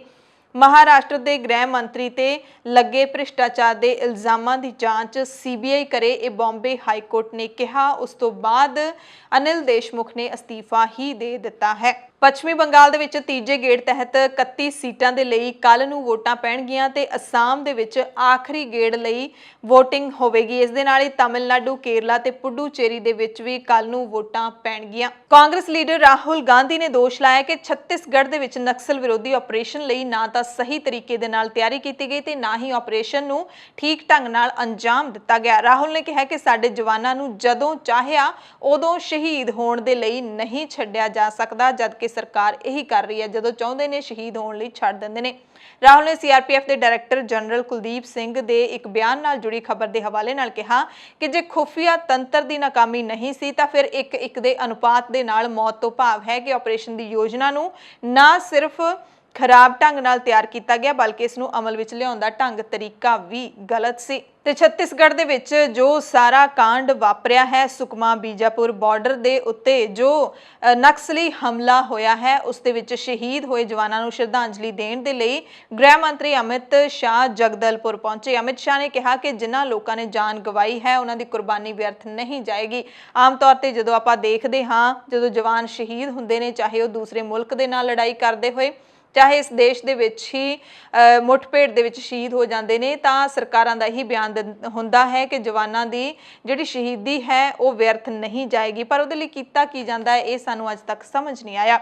ਅਮਿਤ ਸ਼ਾਹ ਤੇ ਮੁੱਖ ਮੰਤਰੀ ਭੁਪੇਸ਼ ਬਘੇਲ ਨੇ ਨਕਸਲੀ ਹਮਲੇ ਤੇ ਜਗਦਲਪੁਰ ਦੇ ਸੀਨੀਅਰ ਅਧਿਕਾਰੀਆਂ ਦੇ ਨਾਲ ਬੈਠਕ ਕੀਤੀ। ਸ਼ਾਹ ਨੇ ਕਿਹਾ ਕਿ ਨਕਸਲੀ ਹਮਲੇ ਦੇ ਵਿੱਚ ਆਪਣੀਆਂ ਜਾਨਾਂ ਗਵਾਉਣ ਵਾਲੇ ਸ਼ਹੀਦਾਂ ਨੂੰ ਮੈਂ ਸਭ ਵੱਲੋਂ ਸ਼ਰਧਾਂਜਲੀ ਦਿੰਦਾ ਹਾਂ, ਉਹਨਾਂ ਦੀ ਕੁਰਬਾਨੀ ਵਿਅਰਥ ਨਹੀਂ ਜਾਏਗੀ। ਅੱਜ ਅਸੀਂ ਇਸ ਤੇ ਬੈਠਕ ਕੀਤੀ ਹੈ। ਮੈਂ ਦੇਸ਼ ਨੂੰ ਵਿਸ਼ਵਾਸ ਦਿਵਾਉਂਦਾ ਕਿ ਲੜਾਈ ਰੁਕੇਗੀ ਨਹੀਂ ਬਲਕਿ ਹੋਰ ਗਤੀ ਦੇ ਨਾਲ ਅੱਗੇ ਵਧੇਗੀ ਤੇ ਸਾਡੀ ਜਿਹੜੀ ਲੜਾਈ ਹੈ ਉਹ ਨਕਸਲੀਆਂ ਦੇ ਖਿਲਾਫ ਅੰਤ ਤੱਕ ਜਾਰੀ ਰਹੇਗੀ ਤੇ ਅੰਤ ਸਾਡੀ ਜਿੱਤ ਦੇ ਨਾਲ ਹੀ ਹੋਏਗਾ। ਤੇ ਇਸੇ ਨਕਸਲੀ ਹਮਲੇ ਨੂੰ ਲੈ ਕੇ ਇੱਕ ਵੱਡੀ ਖਬਰ ਵੀ ਸਾਹਮਣੇ ਆ ਰਹੀ ਹੈ ਕਿ ਇਸ ਹਮਲੇ ਪਿੱਛੇ ਗਲਤ ਖੁਫੀਆ ਜਾਣਕਾਰੀ ਦਾ ਹੋਣਾ ਮੰਨਿਆ ਜਾ ਰਿਹਾ ਹੈ। ਸੂਤਰਾਂ ਮੁਤਾਬਿਕ ਸੁਰੱਖਿਆ ਬਲਾਂ ਨੂੰ ਖੁਫੀਆ ਜਾਣਕਾਰੀ ਮਿਲੀ ਸੀ ਕਿ ਨਕਸਲੀਆਂ ਦੇ ਦੋ ਵੱਡੇ ਕਮਾਂਡਰ ਮਾਡਵੀ ਹਿਡਮਾ ਤੇ ਉਸਦੀ ਸਹਿਯੋਗੀ ਸੁਜਾਤਾ ਬੀਜਾਪੁਰ ਦੇ ਤਰੇਮ ਇਲਾਕੇ ਵਿੱਚ ਜੋਨਾਗੁੜਾ ਪਹਾੜੀਆਂ ਦੇ ਕੋਲ ਲੁਕੇ ਹੋਏ ਨੇ। ਇਸ ਜਾਣਕਾਰੀ ਦੇ ਆਧਾਰ ਤੇ ਸ਼ੁੱਕਰਵਾਰ ਦੀ ਰਾਤ ਨੂੰ ਬੀਜਾਪੁਰ ਤੇ ਸੁਕਮਾ ਜ਼ਿਲ੍ਹੇ ਤੋਂ ਕੇਂਦਰੀ ਰਿਜ਼ਰਵ ਪੁਲਿਸ ਬਲ ਦੀ ਕੋਬਰਾ ਬਟਾਲੀਅਨ, ਡੀਆਰਜੀ ਅਤੇ ਐਸਟੀਐਫ ਦੀ ਸਾਂਝੀ ਟੀਮ ਨੂੰ ਨਕਸਲੀ ਵਿਰੋਧੀ ਮੁਹਿੰਮ ਦੇ ਲਈ ਰਵਾਨਾ ਕੀਤਾ ਗਿਆ। ਮੁਹਿੰਮ ਦੇ ਵਿੱਚ ਬੀਜਾਪੁਰ ਜ਼ਿਲ੍ਹੇ ਦੇ ਤਰੇਮ, ਉਸੂਰ, ਸੁਕਮਾ ਜ਼ਿਲ੍ਹੇ ਦੇ ਮਿਨਪਾ ਤੋਂ ਨਰਸਾਪੁਰਮ ਤੋਂ ਲਗਭਗ 2000 ਜਵਾਨ ਸ਼ਾਮਲ ਸੀ ਤੇ ਸੁਰੱਖਿਆ ਬਲਾਂ ਨੂੰ ਜਿਹੜੀ ਨਕਸਲੀਆਂ ਦੇ ਲੁਕੇ ਹੋਣ ਦੀ ਜਾਣਕਾਰੀ ਇੱਕ ਜਾਲ ਸਿੱਧ ਹੋਈ। ਖੁਫੀਆ ਜਾਣਕਾਰੀ ਦੇ ਆਧਾਰ ਤੇ ਜੋ ਸੁਰੱਖਿਆ ਬਲ ਸੁਰਾਗ ਵਾਲੀ ਥਾਂ ਤੇ ਪਹੁੰਚੇ ਤਾਂ ਲਗਭਗ 400 ਨਕਸਲੀਆਂ ਨੇ ਉਹਨਾਂ ਨੂੰ 3 ਪਾਸਿਆਂ ਤੋਂ ਘੇਰ ਲਿਆ। ਯਾਨੀ ਕਿ ਜਾਣਕਾਰੀ ਮਿਲੀ ਸੀ ਕਿ 2 ਜਣੇ ਲੁਕੇ ਹੋਏ ਨੇ, ਪਰ ਉੱਥੇ 400 ਨਕਸਲੀਆਂ ਨੇ 2000 ਪੁਲਿਸ ਬਲਾਂ ਨੂੰ, ਪੁਲਿਸ ਦੇ ਜਵਾਨਾਂ ਨੂੰ ਘੇਰ ਲਿਆ ਤੇ ਉੱਥੇ ਸੁਰੱਖਿਆ ਬਲਾਂ ਤੇ ਨਕਸਲੀਆਂ ਦੇ ਵਿਚਾਲੇ ਜ਼ੋਰਦਾਰ ਮੁਕਾਬਲਾ ਹੋਇਆ। ਸੁਰੱਖਿਆ ਬਲਾਂ ਨੇ ਵੀ ਬਹਾਦਰੀ ਦਾ ਸਬੂਤ ਦਿੰਦਿਆਂ ਹੋਇਆਂ ਪਲਟਵਾਰ ਹਮਲਾ ਕੀਤਾ, ਪਰ ਜੰਗਲ ਦੇ ਹਾਲਾਤ ਦਾ ਫਾਇਦਾ ਨਕਸਲੀਆਂ ਨੂੰ ਮਿਲਿਆ ਤੇ ਸੁਰੱਖਿਆ ਬਲਾਂ ਨੂੰ ਭਾਰੀ ਨੁਕਸਾਨ ਉਠਾਉਣਾ ਪਿਆ। ਅਧਿਕਾਰੀਆਂ ਮੁਤਾਬਿਕ ਨਕਸਲੀਆਂ ਨੇ ਅੰਗਰੇਜ਼ੀ ਦੇ ਯੂ ਅੱਖਰ ਦੇ ਵਿੱਚ 3 ਪਾਸਿਆਂ ਤੋਂ ਸੁਰੱਖਿਆ ਬਲਾਂ ਤੇ ਹਮਲਾ ਬੋਲ ਦਿੱਤਾ ਸੀ।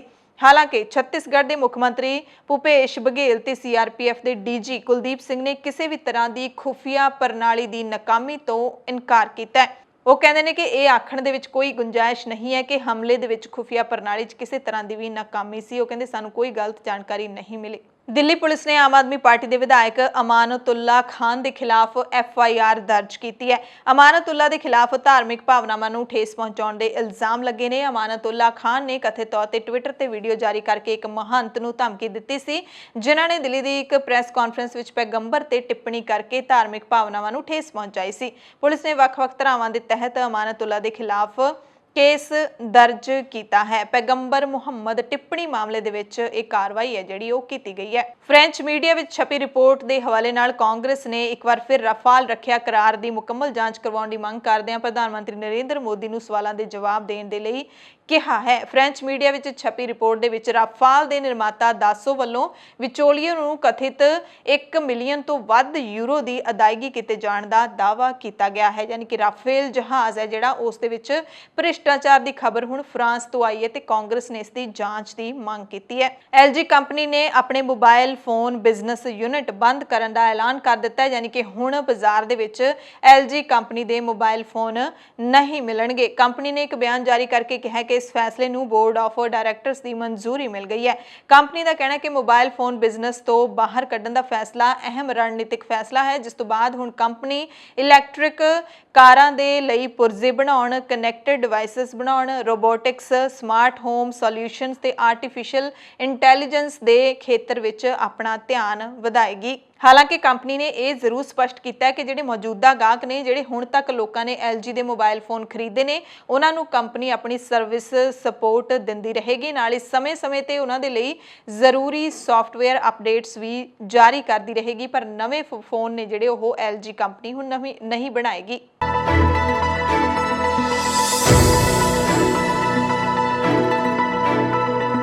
ਬੁਲੇਟਿਨ ਦੇ ਵਿੱਚ ਕੁਝ ਖਾਸ ਤੇ ਵੱਡੀਆਂ ਖਬਰਾਂ ਪੂਰੀ ਦੁਨੀਆ ਦੀਆਂ। ਸਭ ਤੋਂ ਪਹਿਲਾਂ ਬੰਗਲਾਦੇਸ਼ ਤੋਂ ਖਬਰ ਹੈ, ਜਿੱਥੇ ਕਿਸ਼ਤੀ ਡੁੱਬਣ ਦੇ ਨਾਲ ਘੱਟ ਤੋਂ ਘੱਟ 26 ਲੋਕਾਂ ਦੀ ਮੌਤ ਹੋ ਗਈ ਹੈ। ਬੰਗਲਾਦੇਸ਼ ਦੇ ਅਧਿਕਾਰੀਆਂ ਦੀ ਜਾਣਕਾਰੀ ਦੇ ਮੁਤਾਬਿਕ ਇੱਕ ਛੋਟੀ ਕਿਸ਼ਤੀ ਆਪਣੇ ਤੋਂ ਕਿਤੇ ਵੱਡੇ ਮਾਲਵਾਹਕ ਜਹਾਜ਼ ਨਾਲ ਟਕਰਾਉਣ ਤੋਂ ਬਾਅਦ ਨਦੀ ਵਿੱਚ ਡੁੱਬ ਗਈ, ਜਿਸ ਕਾਰਨ ਘੱਟ ਤੋਂ ਘੱਟ 26 ਲੋਕ ਮਾਰੇ ਗਏ। ਐਤਵਾਰ ਸ਼ਾਮ ਨੂੰ ਨਾਰਾਇਣਗੰਜ ਜ਼ਿਲ੍ਹੇ ਦੇ ਵਿੱਚ ਘਟਨਾ ਵਾਪਰੀ ਹੈ, ਜਿੱਥੇ 5 ਦੇਹਾਂ ਨੇ ਜਿਹੜੀਆਂ ਉਹ ਐਤਵਾਰ ਨੂੰ ਹੀ ਬਰਾਮਦ ਕਰ ਲਈਆਂ ਗਈਆਂ ਨੇ ਤੇ ਬਾਕੀ ਲਾਸ਼ਾਂ ਦੀ ਤਲਾਸ਼ ਹੈ ਜਿਹੜੀ ਉਹ ਲਗਾਤਾਰ ਕੀਤੀ ਜਾ ਰਹੀ ਸੀ ਤੇ ਹੁਣ ਤੱਕ ਸਾਰੇ ਲਾਪਤਾ ਲੋਕਾਂ ਦੀਆਂ ਲਾਸ਼ਾਂ ਮਿਲ ਗਈਆਂ ਨੇ ਤੇ ਹੁਣ ਤਲਾਸ਼ੀ ਮੁਹਿੰਮ ਬੰਦ ਕਰ ਦਿੱਤੀ ਗਈ ਹੈ। ਅਜਿਹੀ ਖਬਰ ਇੰਡੋਨੇਸ਼ੀਆ ਤੋਂ ਹੈ, ਜਿੱਥੇ ਹੜ੍ਹ ਨਾਲ ਮਰਨ ਵਾਲੇ ਲੋਕਾਂ ਦੀ ਗਿਣਤੀ 70 ਤੋਂ ਵੀ ਵੱਧ ਹੋ ਗਈ ਹੈ। ਇੰਡੋਨੇਸ਼ੀਆ ਦੇ ਵਿੱਚ ਪੂਰਬੀ ਤਿਮੋਰ ਦੇ ਵਿੱਚ ਭਾਰੀ ਮੀਂਹ ਦੇ ਕਾਰਨ ਜ਼ਮੀਨ ਖਿਸਕ ਗਈ। ਉਸ ਤੋਂ ਬਾਅਦ ਹੜ੍ਹ ਆਉਣ ਦੇ ਕਾਰਨ 70 ਤੋਂ ਵੱਧ ਲੋਕਾਂ ਦੀ ਮੌਤ ਹੋ ਗਈ। ਇੰਡੋਨੇਸ਼ੀਆ ਦੇ ਫਲੋਰੇਸ ਦੀਪ ਦੇ ਵਿੱਚ ਜਿਹੜੀ ਧਰਤੀ ਹੈ ਉਹ ਖਿਸਕ ਗਈ ਹੈ, ਜਿਸ ਤੋਂ ਬਾਅਦ ਬੰਨਾਂ ਦੇ ਉੱਪਰੋਂ ਪਾਣੀ ਵਹਿ ਰਿਹਾ ਹੈ। ਇੱਥੇ ਘੱਟ ਤੋਂ ਘੱਟ 7 ਪਿੰਡਾਂ ਦੇ ਹਜ਼ਾਰਾਂ ਘਰ ਪਾਣੀ ਦੇ ਵਿੱਚ ਪੂਰੀ ਤਰ੍ਹਾਂ ਦੇ ਨਾਲ ਡੁੱਬ ਗਏ ਨੇ। 40 ਤੋਂ ਵੱਧ ਲੋਕ ਲਾਪਤਾ ਨੇ। ਅਧਿਕਾਰੀ ਕਹਿ ਰਹੇ ਨੇ ਕਿ ਮ੍ਰਿਤਕਾਂ ਦੀ ਗਿਣਤੀ ਵੱਧ ਸਕਦੀ ਹੈ। ਟੈਲੀਵਿਜ਼ਨ ਤੇ ਇੱਕ ਸੁਨੇਹੇ ਦੇ ਵਿੱਚ ਇੰਡੋਨੇਸ਼ੀਆ ਦੇ ਰਾਸ਼ਟਰਪਤੀ ਜੋਕੋ ਵਿਡੋਡੋ ਨੇ ਹੜ੍ਹ ਵਿੱਚ ਮਾਰੇ ਗਏ ਲੋਕਾਂ ਦੇ ਪਰਿਵਾਰ ਵਾਲਿਆਂ ਦੇ ਨਾਲ ਹਮਦਰਦੀ ਪ੍ਰਗਟ ਕੀਤੀ ਹੈ। ਪਾਕਿਸਤਾਨ ਤੋਂ ਵੀ ਇੱਕ ਵੱਡੀ ਖਬਰ ਹੈ, ਜਿੱਥੇ ਖੈਬਰ ਪਖਤੂਨਵਾ ਇਲਾਕੇ ਦੇ ਵਿੱਚ ਐਤਵਾਰ ਨੂੰ ਕੁਝ ਅਣਪਛਾਤੇ ਬੰਦੂਕਧਾਰੀਆਂ ਨੇ ਅੱਤਵਾਦ ਰੋਧੀ ਕੋਰਟ ਦੇ ਇੱਕ ਜੱਜ ਤੇ ਉਸਦੇ ਪਰਿਵਾਰ ਦੇ 3 ਮੈਂਬਰਾਂ ਨੂੰ ਗੋਲੀਆਂ ਮਾਰ ਕੇ ਕਤਲ ਕਰ ਦਿੱਤਾ ਹੈ। ਮ੍ਰਿਤਕਾਂ ਦੇ ਵਿੱਚ ਜੱਜ ਆਫਤਾਬ ਅਫਰੀਦੀ, ਉਹਨਾਂ ਦੀ ਪਤਨੀ, ਨੂੰਹ ਤੇ ਪੋਤਾ ਸ਼ਾਮਿਲ ਹੈ। ਪੁਲਿਸ ਨੇ ਦੱਸਿਆ ਕਿ ਇਹ ਸਾਰੀ ਵਾਰਦਾਤ ਪੂਰੀ ਪਲੈਨਿੰਗ ਦੇ ਨਾਲ ਕੀਤੀ ਗਈ ਹੈ। ਪਾਕਿਸਤਾਨ ਦੇ ਪ੍ਰਧਾਨ ਮੰਤਰੀ ਇਮਰਾਨ ਖਾਨ ਨੇ ਇਸ ਨੂੰ ਭਿਆਨਕ ਹਮਲਾ ਦੱਸਦਿਆਂ ਦੋਸ਼ੀਆਂ ਨੂੰ ਸਖਤ ਸਜ਼ਾ ਦੇਣ ਦੀ ਗੱਲ ਕੀਤੀ ਹੈ। ਪਾਕਿਸਤਾਨ ਦੇ ਪ੍ਰਧਾਨ ਮੰਤਰੀ ਇਮਰਾਨ ਖਾਨ ਨੇ ਭਾਰਤ ਦੇ ਨਾਲ ਸੁਖਾਵੇਂ ਸੰਬੰਧਾਂ ਦੀ ਗੱਲ ਕਰਦਿਆਂ ਇੱਕ ਸ਼ਰਤ ਰੱਖੀ ਹੈ। ਪਾਕਿਸਤਾਨ ਦੇ ਨਿਊਜ਼ ਚੈਨਲ PTV ਦੇ ਹਵਾਲੇ ਨਾਲ ਖਬਰ ਹੈ ਕਿ ਜਦੋਂ ਤੱਕ ਭਾਰਤ ਕਸ਼ਮੀਰ ਦੇ ਵਿੱਚੋਂ ਧਾਰਾ 370 ਹਟਾਉਣ ਦੇ ਫੈਸਲੇ ਨੂੰ ਰੱਦ ਨਹੀਂ ਕਰਦਾ, ਉਦੋਂ ਤੱਕ ਭਾਰਤ ਦੇ ਨਾਲ ਰਿਸ਼ਤੇ ਸੁਖਾਵੇਂ ਨਹੀਂ ਹੋ ਸਕਦੇ। ਪ੍ਰਧਾਨ ਮੰਤਰੀ ਇਮਰਾਨ ਖਾਨ ਨੇ ਟੀਵੀ ਨੂੰ ਇੰਟਰਵਿਊ ਦਿੰਦੇ ਹੋਏ ਭਾਰਤ ਨੂੰ ਇਹ ਸੁਨੇਹਾ ਭੇਜਿਆ ਹੈ। ਦਰਅਸਲ ਭਾਰਤ ਸਰਕਾਰ ਨੇ ਅਗਸਤ 2019 ਦੇ ਵਿੱਚ ਸੰਵਿਧਾਨ ਦੀ ਧਾਰਾ 370 ਜੋ ਕਿ ਜੰਮੂ ਤੇ ਕਸ਼ਮੀਰ ਸੂਬੇ ਨੂੰ ਵਿਸ਼ੇਸ਼ ਅਧਿਕਾਰ ਦਿੰਦੀ ਸੀ, ਉਸ ਨੂੰ ਖਤਮ ਕਰ ਦਿੱਤਾ ਸੀ ਤੇ ਜੰਮੂ ਤੇ ਕਸ਼ਮੀਰ ਸੂਬੇ ਨੂੰ ਤੋੜ ਕੇ 2 ਕੇਂਦਰ ਸ਼ਾਸਿਤ ਪ੍ਰਦੇਸ਼ਾਂ ਦੇ ਵਿੱਚ ਵੰਡ ਦਿੱਤਾ ਗਿਆ ਹੈ। ਕੈਨੇਡਾ ਦੀ ਨਿਊ ਡੈਮੋਕ੍ਰੈਟਿਕ ਪਾਰਟੀ ਦੇ ਪ੍ਰਧਾਨ ਜਗਮੀਤ ਸਿੰਘ ਵਿਰੁੱਧ ਕੁਝ ਸਮਾਜ ਵਿਰੋਧੀ ਅਨਸਰਾਂ ਦੇ ਵੱਲੋਂ ਨਸਲੀ ਤੇ ਪੱਖਪਾਤੀ ਟਿੱਪਣੀਆਂ ਕੀਤੇ ਜਾਣ ਦੀ ਜਾਂਚ ਸ਼ੁਰੂ ਹੋ ਗਈ ਹੈ। ਇਹ ਜਾਂਚ ਪੀਲ ਜ਼ਿਲ੍ਹਾ ਸਕੂਲ ਬੋਰਡ ਦੇ ਵੱਲੋਂ ਕੀਤੀ ਜਾ ਰਹੀ ਹੈ, ਕਿਉਂਕਿ ਵੀਰਵਾਰ ਨੂੰ ਉਥੋਂ ਦੇ ਇੱਕ ਆਨਲਾਈਨ ਸਮਾਰੋਹ ਦੌਰਾਨ ਜਗਮੀਤ ਸਿੰਘ ਵਿਰੁੱਧ ਨਫ਼ਰਤ ਨਾਲ ਭਰੀਆਂ ਇਤਰਾਜ਼ਯੋਗ ਟਿੱਪਣੀਆਂ ਕੀਤੀਆਂ ਗਈਆਂ ਸੀ। ਇਹ ਜਾਣਕਾਰੀ ਸਕੂਲ ਬੋਰਡ ਦੇ ਡਾਇਰੈਕਟਰ ਕੋਲਿਨ ਰਸਲ ਰੋਲਨਸ ਨੇ ਦਿੱਤੀ ਹੈ। NDP ਲੀਡਰ ਜਗਮੀਤ ਸਿੰਘ ਨੇ ਇਸ ਪ੍ਰੋਗਰਾਮ ਦੇ ਵਿੱਚ ਕੈਨੇਡਾ ਦੇ ਸਿੱਖ ਵਿਰਾਸਤੀ ਮਹੀਨੇ ਦੀ ਗੱਲ ਕੀਤੀ ਸੀ, ਪਰ ਕੁਝ ਸ਼ਰਾਰਤੀ ਅਨਸਰਾਂ ਨੇ ਉਸ ਸਮਾਰੋਹ ਦੌਰਾਨ ਸਿੱਖਾਂ, ਦੱਖਣੀ ਏਸ਼ੀਅਨਾਂ, ਕਾਲੇ ਮੂਲ ਦੇ ਲੋਕਾਂ ਤੇ ਸਮਲਿੰਗੀ ਲੋਕਾਂ ਨੂੰ ਨਿਸ਼ਾਨੇ ਤੇ ਲੈਂਦਿਆਂ ਇਤਰਾਜ਼ਯੋਗ ਟਿੱਪਣੀਆਂ ਬਹੁਤ ਵੱਡੀ ਗਿਣਤੀ ਵਿੱਚ ਕੀਤੀਆਂ ਸੀ। ਪਾਕਿਸਤਾਨ ਦੀ ਇੱਕ ਅੱਤਵਾਦ ਵਿਰੋਧੀ ਅਦਾਲਤ ਨੇ ਮੁੰਬਈ ਹਮਲਿਆਂ ਦੇ ਮੁੱਖ ਸਾਜ਼ਿਸ਼ਕਰਤਾ ਹਾਫਿਜ਼ ਸਈਦ ਦੀ ਜਥੇਬੰਦੀ ਜਮਾਤ ਉਦ ਦਾਵਾ ਦੇ 5 ਲੀਡਰਾਂ ਨੂੰ ਪਾਬੰਦੀਸ਼ੁਦਾ ਅੱਤਵਾਦੀ ਜਥੇਬੰਦੀ ਲਸ਼ਕਰ-ਏ ਤੋਇਬਾ ਦੀਆਂ ਅੱਤਵਾਦੀ ਗਤੀਵਿਧੀਆਂ ਲਈ ਪੈਸੇ ਇਕੱਠੇ ਕਰਨ ਦਾ ਦੋਸ਼ੀ ਕਰਾਰ ਦਿੰਦਿਆਂ 9 ਸਾਲ ਦੀ ਸਜ਼ਾ ਸੁਣਾਈ ਹੈ। ਮਿਆਂਮਾਰ ਦੇ ਵਿੱਚ ਫੌਜ ਦੇ ਵੱਲੋਂ ਜਿਹੜਾ ਤਖਤ ਪਲਟਾ ਕੀਤਾ ਗਿਆ ਹੈ, ਉਸ ਦੇ ਵਿਰੋਧ ਦੇ ਵਿੱਚ ਪ੍ਰਦਰਸ਼ਨਕਾਰੀਆਂ ਨੇ ਦੇਸ਼ ਭਰ ਦੇ ਵਿੱਚ ਈਸਟਰ ਦੇ ਮੌਕੇ ਅੰਡਿਆਂ ਤੇ ਸੁਨੇਹੇ ਲਿਖ ਕੇ ਪ੍ਰਦਰਸ਼ਨ ਕੀਤਾ ਤੇ ਲੋਕਤੰਤਰ ਬਹਾਲ ਕਰਨ ਦੀ ਮੰਗ ਕੀਤੀ। ਪੰਜਾਬ, ਭਾਰਤ ਅਤੇ ਦੁਨੀਆ ਭਰ ਦੇ ਪ੍ਰਾਈਮ ਟਾਈਮ ਦੇ ਵਿੱਚ ਤੁਹਾਡੇ ਸਭ ਤੋਂ ਇਜਾਜ਼ਤ ਚਾਹੁੰਦੇ ਹਾਂ। ਤੁਸੀਂ ਸਾਰੇ ਆਪਣਾ ਧਿਆਨ ਰੱਖਿਓ, ਲੋੜਵੰਦਾਂ ਦੀ ਮਦਦ ਜ਼ਰੂਰ ਕਰਦੇ ਰਿਹਾ ਕਰੋ ਅਤੇ ਅਫਵਾਹਾਂ ਤੋਂ ਬਚ ਕੇ ਰਿਹਾ ਕਰੋ। ਧੰਨਵਾਦ।